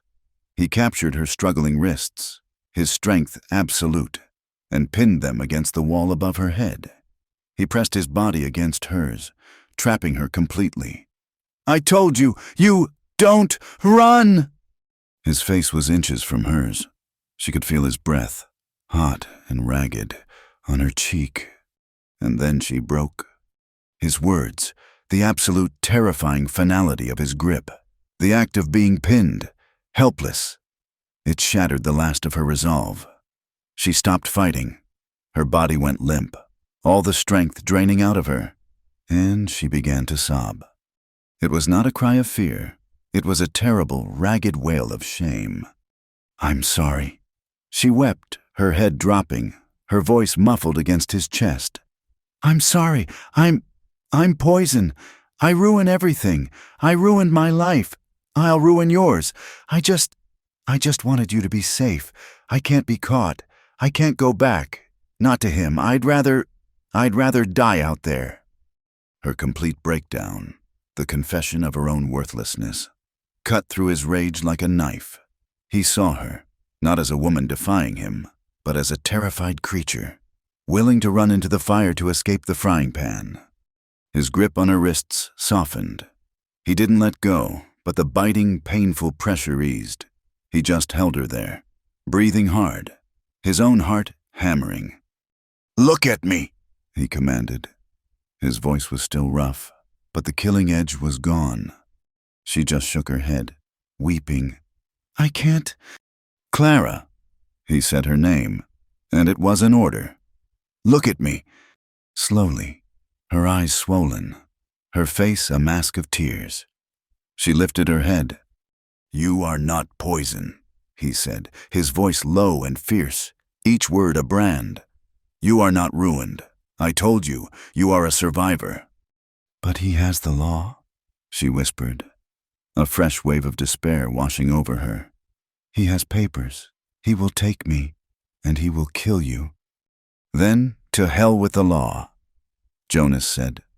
The words were simple, a quiet, undeniable fact. He let go of her wrists. She didn't run. She just slid down the rough wall, her legs giving out, and collapsed in a heap in the dirt and straw, her shoulders shaking with silent, racking sobs. Jonas stood over her for a long, heavy moment. The barn was dark, the only sound her weeping and the soft shifting of the horses. He let out a long, heavy breath, the last of his rage going with it, leaving only a cold, hard resolve. He sat down in the dirt beside her. He didn't touch her, not at first. He just sat, a solid, unmovable presence, his knees drawn up, his forearms resting on them. He was a wall, a shield, a promise of no retreat. After a minute, he awkwardly reached out and put his arm around her. He pulled her stiff, resisting body against his side. She resisted for a second. Then, with a final, shuddering sigh, she collapsed against him. She buried her face in his rough canvas coat, her hands gripping his shirt, and she wept. He held her. He sat on the cold, dirty floor of his barn, and he held her. He held her while she cried out all the fear, all the shame, all the years of pain and degradation. He held her as the last sliver of moon rose, and he held her as it set. He said very little. He just whispered, his voice a low rumble against her hair. Truths, promises. "You ain't going back to him. He will not touch you again. This is your home. He will not take you from it." "I will not let him. Do you hear me, Clara? I will not let him." "You are mine. I protect what is mine." He held her until the sky began to gray in the east. He held her until she was a dead, exhausted weight against him, asleep from pure emotional exhaustion. He sat for a moment more, watching the light come. Then, carefully, he lifted her. She stirred, a small, pained sound, but did not wake. He carried her to the cabin, laid her in their bed, and pulled the furs up to her chin. He stood and watched her for a long minute, his face carved with a new, terrible purpose. He made coffee, his movements quiet, and drank it, staring into the cold ashes of last night's fire. To hell with the law was easy to say, but it meant a gunfight. It meant killing a man who, in the eyes of the world, was in the right. It meant he would be a wanted man, a murderer. They would have to run. Forever. There had to be another way, a legal way to fight a legal claim. He thought of Ellison's words. He has a writ claiming his property, meaning Her. A marriage certificate. She belongs to him. Property. He rode out, leaving a short note on the table. Stay inside. Lock the door. I will be back. He rode hard, not stopping. He reached Dustwater and went straight to the sheriff's office. Ellison was asleep on his cot, his boots still on. He woke with a start as Jonas entered. "Jonas, I was hoping you'd be smarter. Don't tell me you're here to—" "I'm here for advice," Jonas said, his voice flat. Ellison sat up, rubbing his face, suddenly wide awake. "Advice? You said he has a paper, a marriage certificate. It claims her as his property." "That's the long and short of it. Yes, in the eyes of the law, she's his wife. She belongs to him, same as his horse." "And that's the only paper that lets him take her. The warrant is for her arrest, not for seizure." "The warrant's the real trouble," Ellison admitted. "But it's a Cheyenne warrant. I'd have to hold her, yes, but he'd need a marshal to transport her back for trial. That could take weeks to arrange. The property claim. That's what lets him walk in and take her back to his hotel. Well, that's the immediate danger." "What?" Jonas said, his mind working. What if she was someone else's property? Ellison frowned.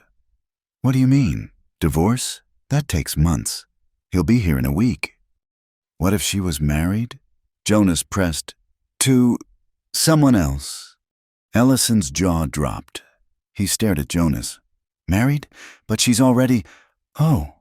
His eyes went wide. "Oh, I see. Jonas, that's bigamy. That's a federal crime." "But which marriage matters here?" Jonas said. "He shows up with his paper. I show up with mine. What happens?" The sheriff leaned back, a slow, grudging smile spreading on his face. "Well, I'll be— the old one, of course, is the legal one. But Larrick would have to prove it. In a court, in my jurisdiction. He'd show his certificate. You'd show yours. It would stop him cold. He couldn't just grab her. It would turn it from a property seizure into a civil dispute. A legal fight. Not a kidnapping." "And the warrant?" "The warrant," Ellison said, "is for a Clara Larrick. If you show me a fresh, legal marriage certificate for a Clara McRae, well, I'd have to wonder if it was the same woman. I'd have to investigate. It would get very, very complicated. Larrick couldn't just ride in and demand her. He'd be stuck in a town that's already heard whispers about him, stuck fighting a man. Well, stuck fighting you, Jonas." Jonas nodded. That was what he needed. A shield. A paper to fight a paper. "Thank you, Sheriff." "Jonas," Ellison called out as he turned to leave, "you'd be committing a crime. You know that. And you'd be asking a priest or a judge to commit one. 2, old Father Michael, at the mission. He's half blind, but he's not stupid." "The law is a funny thing, Sheriff," Jonas said, his hand on the door. "It seems to bend just fine for rich men like Larrick. I'm just bending it back." He didn't ride back to the ranch. He rode east, toward the crumbling adobe mission on the edge of the Badlands, where a priest who owed him a favor lived. He returned to the cabin late. It was dark. He entered, and Clara was there, sitting by the cold hearth, the shotgun across her lap. She hadn't slept. She leaped to her feet, her eyes wide and terrified. "Jonas, what did you do?" He walked across the room to her. He looked down at her, his face grim, exhausted, but the wild, cornered fury was gone. It was replaced by that same cold resolve. "I have a plan," he said. He gently took the shotgun from her trembling hands and leaned it against the wall. His hands found hers. They were ice cold. "It's not a request," he said, his voice low. "It's not a choice. It's the only way." She just looked at him, her eyes searching his, waiting. "You're going to marry me," he said, "at dawn." Clara stared at him, The words, "You're going to marry me," echoed in the cold, silent cabin. They were the words every woman, at some point, expected to hear, but not like this, not as a command, not as a strategy of war. She looked at his hard, unyielding face, exhausted from his ride, and she understood the brutal practicality of his plan. He had found the one shield that could match Larrick's sword, a paper to fight a paper, a law to fight a law. It was brilliant. It was cold, and it had nothing to do with the man she had held, the man she had wept against in the barn, the man who had made love to her by the fire. "For the law," she stated. It was not a question. It was a clarification of his terms. "For the law," he confirmed, his voice flat. He was a general, planning his defense. He was not a suitor. "It's the only way, Clara, the only way to stop him from just taking you. It gives Ellison a reason to stand aside. It makes it complicated." She turned away from him, walking to the small, grimy window to look out at the dark, pre-dawn light. She had been married once for business, a transaction to pay her father's debts. Now she was to be married for law, a transaction to save her life. She thought of the night before, sobbing in his arms in the barn. She thought of his promises, whispered against her hair. "You are mine. I protect what is mine." She had believed it. She had felt it. His claim, his possession, was the one true solid thing in her life. But this felt like a denial of that. It felt like a reduction. She turned back to him. Her eyes were dry, her voice quiet, but it held a new, aching strength. "That's not the reason I want you, Jonas." The confession hung in the air, a small, warm, living thing in the cold, practical room. Jonas flinched. Her words, her raw, unguarded honesty, found a crack in his armor. He had been prepared for arguments, for fear, for tears. He had not been prepared for love, or for the word that so closely resembled it. His face tightened. He looked away, breaking her gaze. "The reason doesn't matter," he said, his voice rougher than before. "The paper does. Get your coat. We ride now." He offered her no comfort. He did not acknowledge her words. He was in his fortress, and the drawbridge was up. The plan was all that mattered.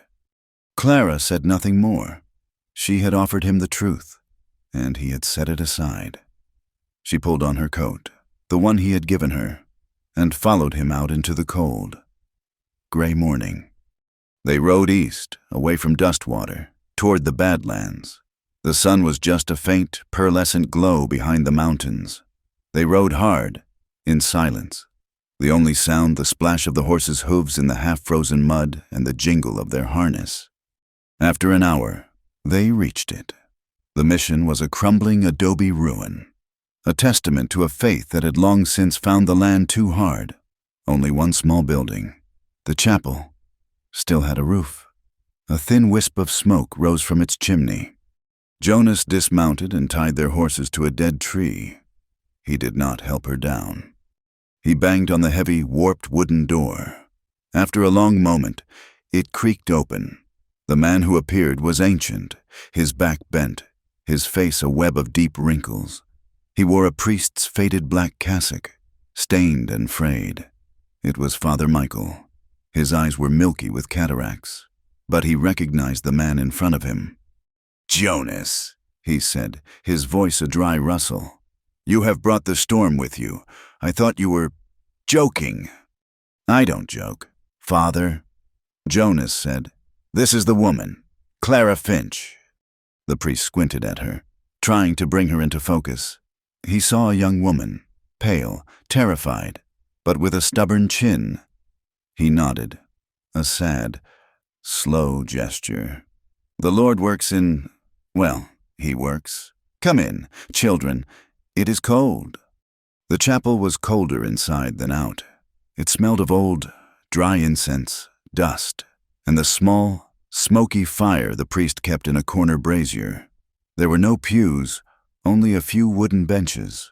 The altar was bare, save for a simple wooden cross.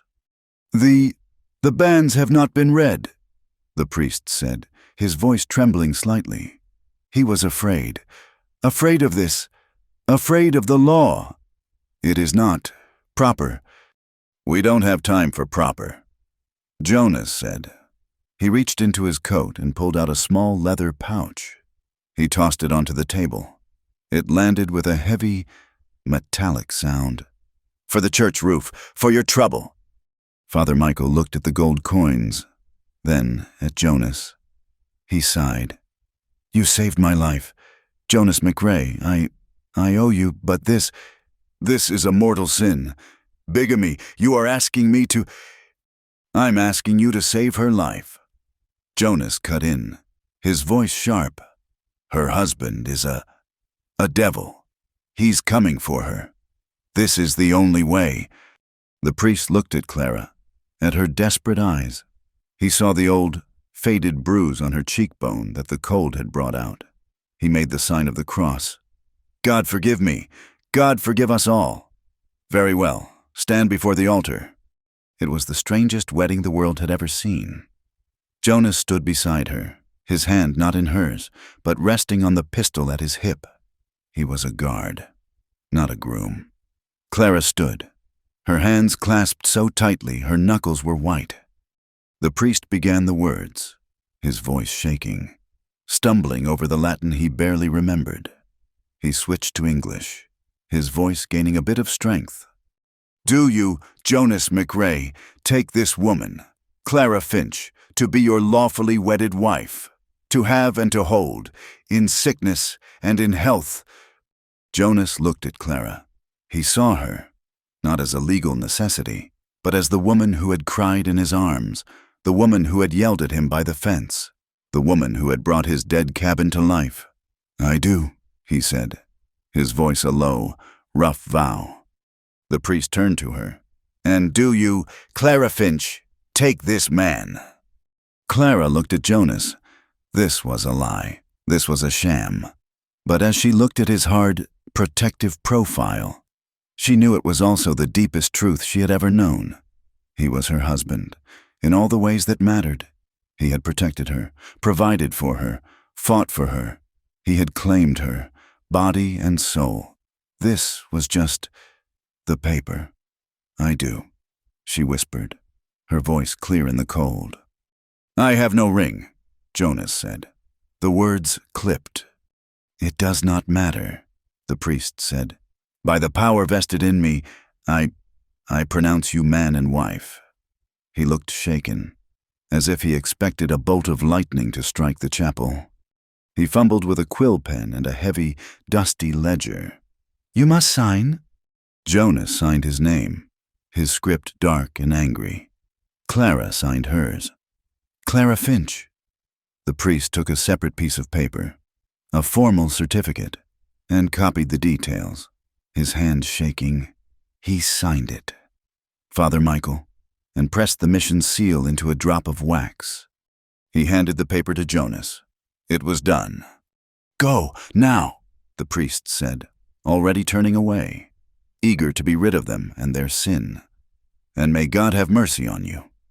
Jonas put the paper in his breast pocket. He put his hand on Clara's back and guided her out of the chapel, into the new, bright morning. They were Mr. and Mrs.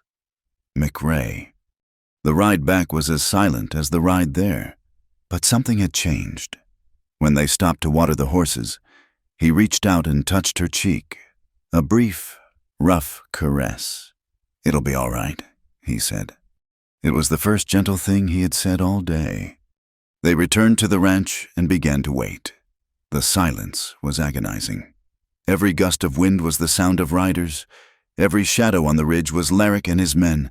They worked, but it was mechanical. They ate, but the food was tasteless. They slept, but it was not sleep. Jonas lay awake, his pistol on the table beside the bed, listening. Clara lay beside him, rigid, pretending to be asleep, her ears straining for the sound that would mean the end of her world. It came 4 days later. It was just after noon. The sky was a high, brilliant blue. Clara was hanging laundry on a line Jonas had strung, a simple, domestic act that felt like a mockery. Jonas was on the porch, oiling a rifle, his eyes never leaving the southern trail. He went still. Clara saw it. His whole body tensed, like a wolf scenting danger. He did not look at her. "Clara, go inside. Get the shotgun. Bar the door. Do not... Come out, no matter what you hear. Do you understand me?" "Jonas. Do you understand me?" he roared, his voice a whip crack of command. She ran, stumbling. Inside, she grabbed the heavy shotgun, her hands shaking so badly she could barely hold it. She dropped the bar on the door, her heart hammering. She ran to the window, peering out from behind the edge of the crude curtain. They came over the rise, 4 riders. One was Sheriff Ellison, his face grim. One was his deputy. The other 2, one was a rough-looking man, a hired gun with 2 pistols on his hips. And the man in front... Clara's breath stopped. Mason Larrick. He was exactly as she remembered. He was not a big man, but he seemed to fill the landscape. He wore a fine black coat, a brocade vest, and a hat that had cost more than Jonas's horse. He rode a magnificent black stallion, and his face was soft, handsome, and utterly, poisonously cruel. A faint, white scar ran from his eye to his lip, the mark her shears had left. They rode into the yard. Jonas did not move from the porch. He stood, the rifle held loosely in one hand. Larrick dismounted, his movements smooth, arrogant. He brushed dust from his sleeve. He looked at the cabin, his lip curling in disgust. This is the hovel you ran to? This is what you preferred?" He laughed, a short, unpleasant sound. "Sheriff," Larrick said, his voice smooth and cultured. "That is the woman. I can see her in the window. My wife, Clara Larrick. And that is the man who is harboring her." "Jonas McRae," Sheriff Ellison said, his voice heavy. "I have a warrant for the arrest of one Clara Larrick on the charge of attempted murder." "I told you, Sheriff," Jonas said, his voice calm. "There is no such person here." Larrick's smile widened. "Still playing that game? It's pathetic. She is my wife. I have the papers to prove it. Seize her." "I'm afraid I can't do that." "Mr. Larrick," Ellison said, "I've been shown conflicting documents. This man claims this woman is his wife." Larrick's smile vanished. "What?" "This is my wife," Jonas said, his voice carrying in the clear spring air. "Clara McRae." He pulled the certificate from his pocket. "Married 4 days ago, at the mission of San Esteban, signed and sealed by Father Michael." Larrick stared at the paper. He looked at Jonas, then at the cabin window. His face, usually so controlled, turned a deep, mottled red. The scar on his cheek stood out, white and angry. This is a sham!" he screamed, his cultured voice breaking. "It's a lie. She is my wife. This is bigamy. This is a federal crime. Sheriff, arrest them both. Arrest them all." "Now, Mr. Larrick," Ellison said, holding up a hand, though he did not move his other hand from his pistol. "Calm yourself. What I have here is 2 marriage certificates and a warrant for a woman who, legally, may not be the woman in that cabin. I can't arrest a Clara Larrick if this is a Clara McRae, and I can't arrest him for harboring his own wife." But, Larrick was sputtering, his composure gone. "What we have here," Ellison said, his voice taking on a formal, weary tone, "is a civil matter. It is a dispute over property. It'll have to be settled by a circuit judge. It is not my jurisdiction to decide which marriage is valid. I'm here to keep the peace, not to relitigate your domestic affairs." Larrick looked at Ellison. He looked at the deputy. He looked at Jonas. And he understood. The law, his law, the tool he had used to buy and bully his entire life, had been turned against him. He was in a town that did not know him. facing a man who was known all too well. He let out a long, shuddering breath. He smiled. It was a terrible, slow smile, and it chilled Clara to the bone. "A civil matter," Larrick said, his voice dangerously soft. "Very well." He turned to Jonas. You filth! You think a piece of paper stops me? You think you can steal what is mine?" "She was never yours." Jonas said. "She is a thing," Larrick shrieked. "My thing, and I will have her back." He looked at Jonas, his eyes full of murder. "I challenge you." Sheriff Ellison sighed. "Jonas, Larrick, this is a bad idea." "He challenged me," Jonas said, "on my land." Larrick turned to his hired man. "Kill him, but do not, under any circumstances, mark the woman. She is damaged enough." Ellison backed his horse away. "This is a personal dispute," he called out, his voice loud for the record. "I am not empowered to intervene. I am here only to observe. God have mercy." The hired man grinned, showing rotten teeth. He drew his pistol and advanced on the porch. "Time to die, rancher." Jonas did not wait. His rifle was already in his hand. He didn't raise it to his shoulder. He fired from his hip. The shot was a deafening crack. The hired man stared, a look of profound surprise on his face. As a red flower bloomed on his chest, he fell backward into the mud. "It happened so fast." Larrick stared, horrified. His other man, the one who had been standing by the horses, let out a yell and drew his own gun, firing wildly. Jonas dived from the porch, rolling as a bullet splintered the wood where he had been standing. He came up, his pistol now in his hand, and fired. The second man grunted, hit in the shoulder, but he was tough. He charged, pulling a long, wicked-looking knife. Jonas met the charge. It was not a gunfight now. It was a brawl.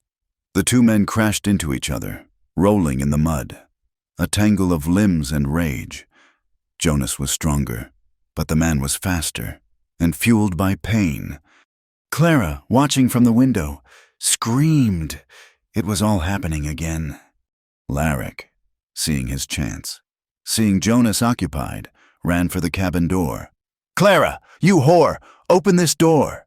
He began to hammer on it, his civilized veneer gone, replaced by the animal she knew. Clara backed away from the door, the shotgun shaking in her hands. Larrick looked over his shoulder. He saw his man, the one fighting Jonas, gaining the upper hand. The man had the knife, and he was raising it for a killing blow. Larrick smiled. Clara saw it too. She saw Jonas, pinned, his hand grasping the man's wrist, straining to hold back the blade.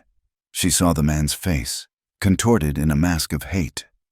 She forgot her orders. She forgot the bar. She ripped it from the brackets, her terror replaced by a blinding, protective rage. She threw the door open, raising the shotgun. "Get away from him!" Larrick, who had been focused on the door, was stunned. He hadn't expected her to come out. He was standing right in front of her, but before he could react, the man fighting Jonas, distracted by her shout, turned his head. It was the opening Jonas needed. Jonas twisted, his body moving with desperate strength. He reversed the grip on the knife hand, and with a guttural roar, he plunged the blade deep into the man's side. The man stiffened, his eyes wide, and collapsed on top of him. Jonas pushed the body off and tried to stand. He staggered, his hand going to his side. He was bleeding, badly. The man had wounded him in the struggle. A deep, wet, red stain was spreading across his shirt. Clara cried out his name. Larrick, seeing his men dead, seeing Jonas wounded, began to laugh, a high-pitched, hysterical sound. "It was all for nothing," he hissed, his face alight with a terrible, triumphant joy. "You're dead, and she will come back to me." He pulled a small, silver-plated derringer from his vest pocket. He raised it, his hand steady, and pointed it at Jonas's heart. "Now," You filth. You will die, and I will take what is mine." "No!" Clara screamed. She was too far away. The shotgun was too heavy. Jonas, bleeding in the mud, looked at her. His eyes, they were not afraid. They were proud. Clara saw it. Jonas's pistol. It had fallen from his holster during the fight. It was in the mud, just a few feet from her. She dropped the shotgun. She dove for the pistol, her hands sinking into the cold, wet earth. She grabbed it. It was heavy, slick with mud. She scrambled to her feet, holding it in both hands, just as Jonas had taught her. She aimed, not at Larrick's chest, but at his face. Her hands were shaking, but her voice, when it came, was not the voice of Clara Finch. It was the voice of Clara McRae. It was as cold as the grave. "You ever touch me again," she said, "I'll bury you with your money." Mason Larrick froze. His derringer was still pointed at Jonas, but his eyes were on her. He saw her. He saw the mud on her face, the pistol in her hand, and the absolute, final, killing intent in her eyes. This was not the girl he had locked in a cellar. This was not the woman who had cried at his feet. This was a stranger. This was a killer. And Mason Larrick was, at his core, a coward. It's a misunderstanding," he stammered, his face going pale. He slowly, very slowly, lowered the derringer and dropped it in the mud. He raised his hands. "Just a mistake, a legal mistake." Sheriff Ellison, who had been watching, his rifle now resting on his saddle, nudged his horse forward. "Mr. Larrick, I believe your business in Dustwater is concluded." Larrick didn't look at him. He didn't look at Jonas. He looked at Clara. He backed away, step by step, his hands still raised. He found his horse, fumbled with the reins, and hauled himself into the saddle. He yanked the horse's head around and kicked it hard into a gallop. He fled, his fine coat flapping, disappearing over the ridge, never once looking back. The yard was silent. The dead men lay in the mud. Clara dropped the pistol. The strength, the rage, the cold, all of it left her at once.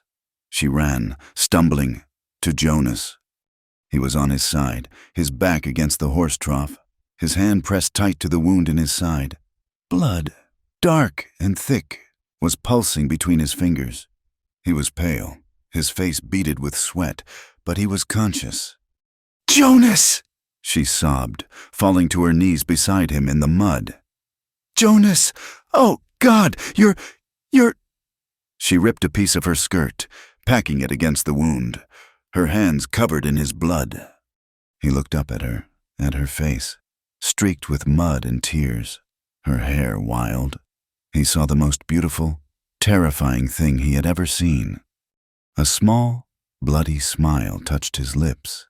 He reached up, his hand weak, his fingers trembling, and he touched her face, his thumb brushing the mud from her cheek.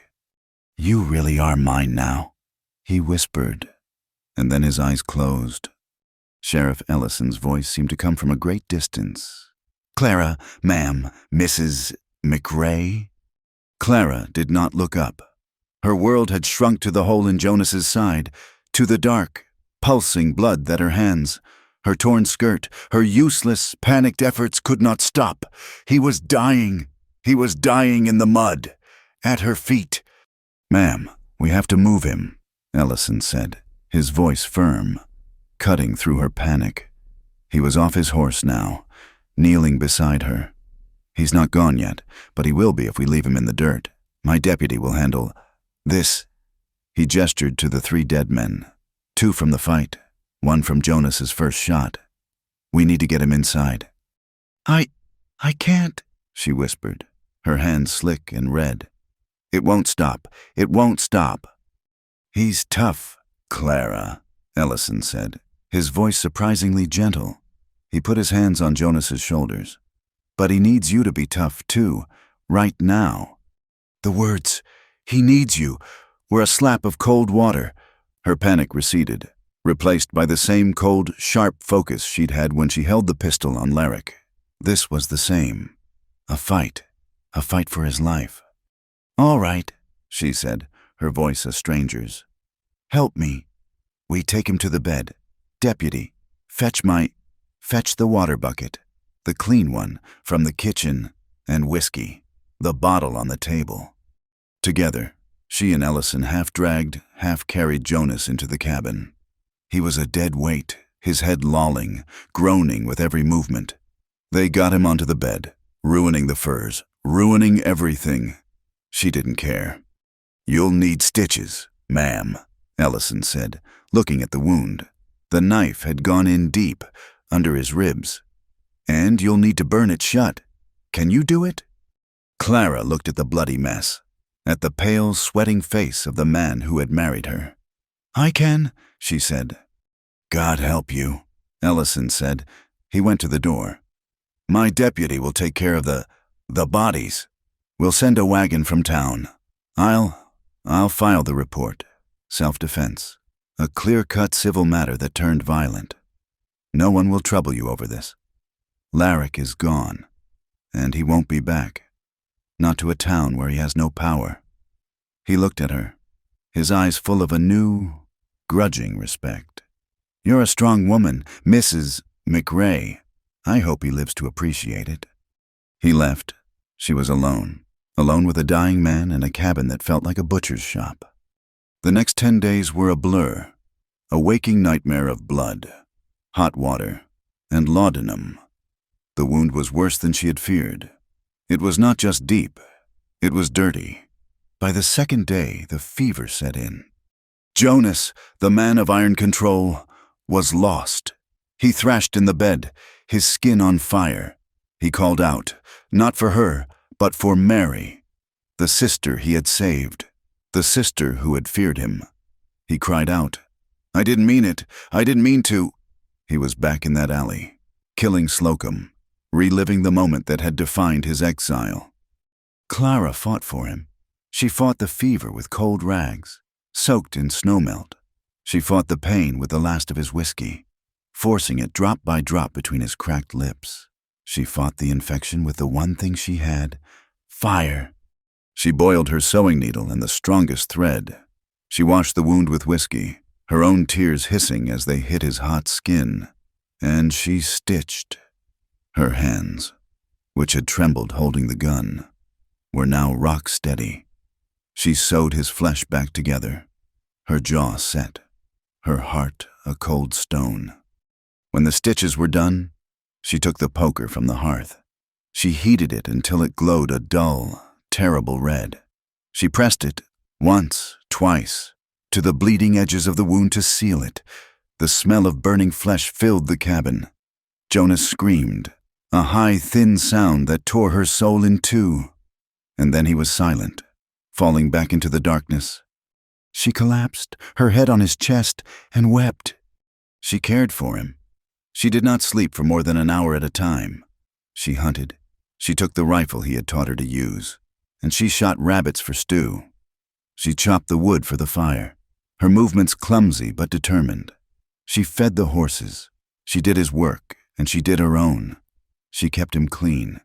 She forced broth between his lips. She held his hand when he thrashed, whispering to him, "It's all right. Jonas, I'm here. You're safe. I'm not Mary. I'm Clara. I'm here." He did not wake, not really, for 4 days. On the 5th morning, she was sitting in the chair by the bed, her head fallen forward onto the mattress, asleep from pure exhaustion. A hand, weak and trembling, touched her hair. She bolted upright. Jonas was looking at her. His eyes were clear. The fever was gone. He was pale as the snow had been, but he was him. "Clara," he whispered. His voice was a dry, broken rasp. You're awake," she sobbed, a wave of relief so profound it made her dizzy. You smell like smoke," he whispered. She laughed, a broken, wet sound. I had to burn it, Jonas, to stop the..." I'm sorry. He looked down, his hand weakly touching the thick, crude bandages on his side. He nodded, his eyes closing for a second. He understood the cost. He looked back at her. You stayed, he said. I told you, she whispered, taking his hand. I'm not running anymore. His recovery was slow. He was a terrible patient. He hated being weak, hated being helpless. He hated that she had to help him, that she had to clean him, feed him. He would turn his head, his face dark with shame. Be still, Jonas, she would command him, her voice surprisingly firm. You're a fool if you think that wound will heal with you thrashing about. I didn't save you just to have you tear your stitches. He would grumble, but he would obey. He, who had never obeyed anyone, obeyed her. And as he sat in the chair, then on the porch, wrapped in a blanket, he watched her. He had seen her as weak, then as willful, then as a survivor. Now he saw her as a partner. She was running his ranch. She was tending the stock, mending the fences, handling the axe. She was clumsy, but she was tireless. And she was changing the cabin. It had been his fortress, his den, cold, functional, dark, a place for a man to be alone. Clara, in the small moments she was not working or tending to him, was making it a home. She had scrubbed the table, not just clean, but white. She had taken a piece of clean flour sacking and made a curtain for the window. One day, he watched her come in from the creek, her hands full of wildflowers, stark purple and yellow against the brown spring landscape. She put them in an old tin cup and set them on the table. The splash of color was so foreign, so soft, it was almost painful to look at. She had found his store of flour and yeast, and she began to bake. The cabin, which had always smelled of smoke, leather, and loneliness, now smelled of warm bread. The scent it was civilization. It was hope. When she was in the barn, pitching hay or brushing down the mare, he could hear her. She was humming, a low, simple, wordless tune. It was the sound of a person who was not afraid. The town, which had been a source of such terror, began to change its opinion. The story Sheriff Ellison told was a simple one. A rich, cruel man from Cheyenne, a wife who had fled for her life, a new husband who had stood to protect her. A fair fight. The men who had whispered whore in the saloon now tipped their hats. Mr. McRae, they'd say, when Jonas was finally well enough to ride to town, sitting tall but stiff in his saddle, and they'd nod to her. Ma'am? One afternoon, a buggy rattled into their yard. Jonas was on his feet instantly, his hand moving to his hip, a reflex that would never leave him. It was Mrs.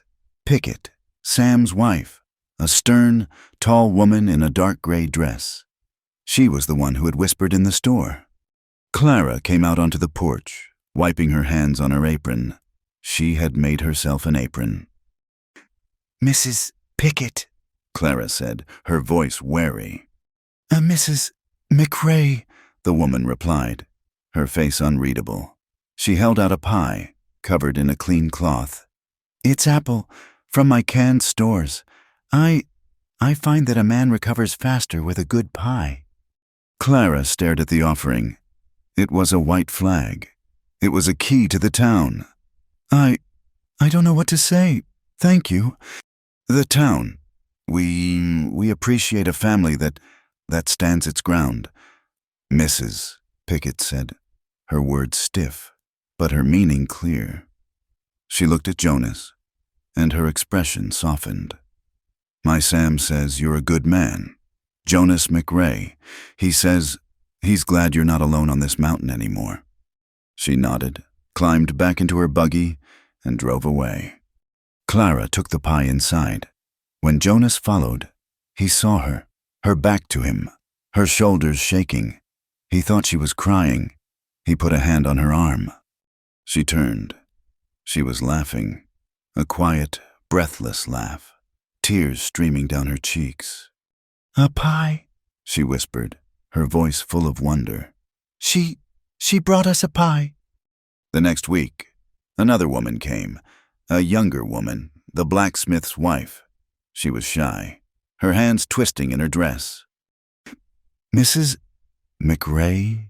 she asked, her voice barely audible. I heard you're from the East. You can read and you write proper like." "Yes," Clara said, confused. My daughter, Lizzie, she's 8. I want her to have her letters. The school teacher we had, he left. I can't pay, but I could mend your clothes or do some washing." Clara looked at the woman's hopeful, terrified face, and she saw herself. I would be honored to teach her. "Mrs. Gable, you don't have to pay. Just bring her by on Tuesday." The woman left, her face shining. Clara turned, and Jonas was there, leaning against the doorframe, watching her. He had been watching her for weeks. He was healed, mostly. His side was a puckered, angry scar, but his strength was back. He had been watching her become this woman who ran his ranch, who faced down his enemies, who accepted pies, and who was now a teacher. That evening, he was on the porch, whittling. His hands were restless. He had not touched her, not since before the fight. They lived as husband and wife, but they slept in the same bed with a foot of chaste distance between them.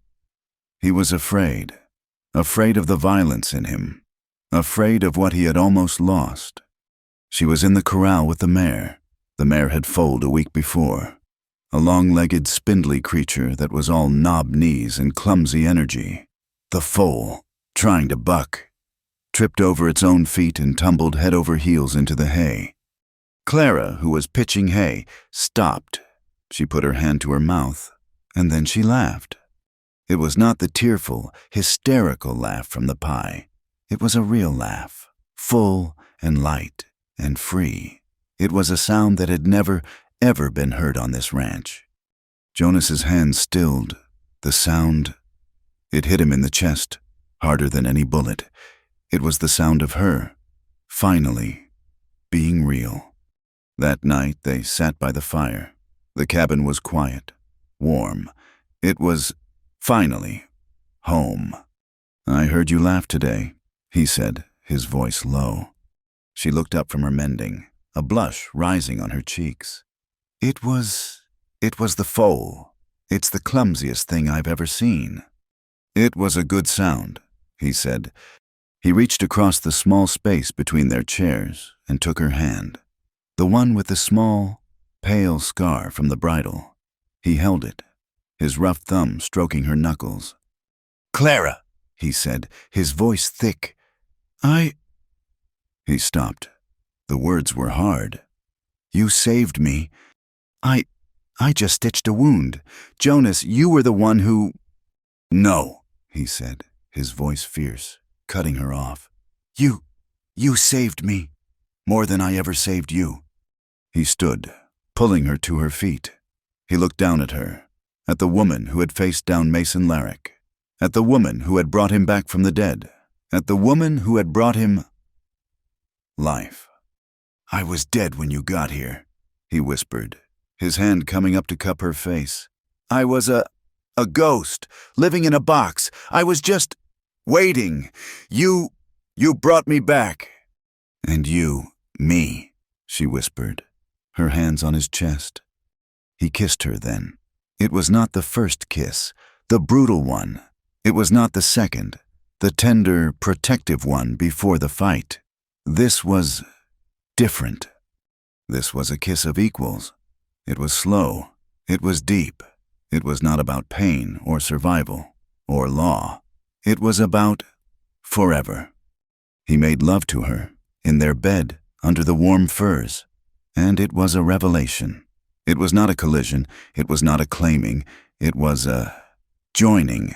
It was a quiet, profound, and total acceptance.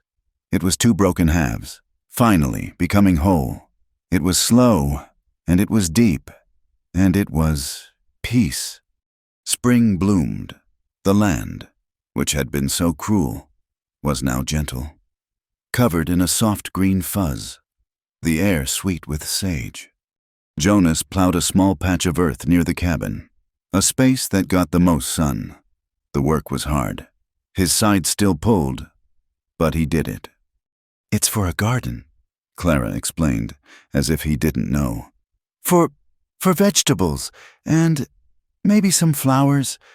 He watched her, on her knees in the rich, dark earth, planting the tiny seeds she had bought in town. Her hands, which had been so soft, then so raw, were now strong and stained with the land. She was putting down roots. He went to the barn. He found the best, smoothest planks of pine he had been saving. He began to work. He was a rough carpenter. His cabin was proof of that. But this he took his time on. She found him there, in the late afternoon, the sun slanting through the barn door. He was sanding a piece of wood, his movements careful, patient. She looked at what he was building. It was small, with high sides, and it was made to rock. A cradle. She stopped, her hand at her throat. He didn't look up, not at first. He just kept sanding, the sound a soft, rhythmic shush in the quiet. They didn't speak of it. They didn't have to. The words, children, family, future, they were too big, too fragile.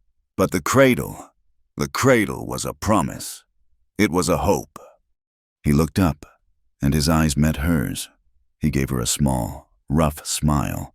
She smiled back, a real, slow, happy smile. That night, the dusk was a deep, velvet purple. The air was cool, the day's heat gone. They sat on the porch, on the same bench Jonas had been sitting on when Larrick came, but now it was not a guard post. It was a haven. Jonas sat, his back against the cabin wall. Clara was in his lap, her back to his chest, wrapped in his old, heavy coat, his arms around her. They were looking out over the land, their land. The silence was easy. It was full. Clara leaned her head back, resting it on his shoulder. She could feel his heart, beating slow and steady beneath her ear. "You didn't just make me yours," she whispered, her voice so quiet it was almost part of the wind. "You made me real again." Jonas tightened his arms around her. He held her, breathing in the scent of her hair, of wood smoke and clean soap. He looked out at the vast, darkening expanse of his home. "No," he said, his voice a low, rough rumble against her skin. "You were always real." He kissed the top of her head. "I just never saw anything more beautiful." Thank you for listening to this story. I hope it found you well. This is from Wild West, and I'd be honored if you'd let me know where you're listening from.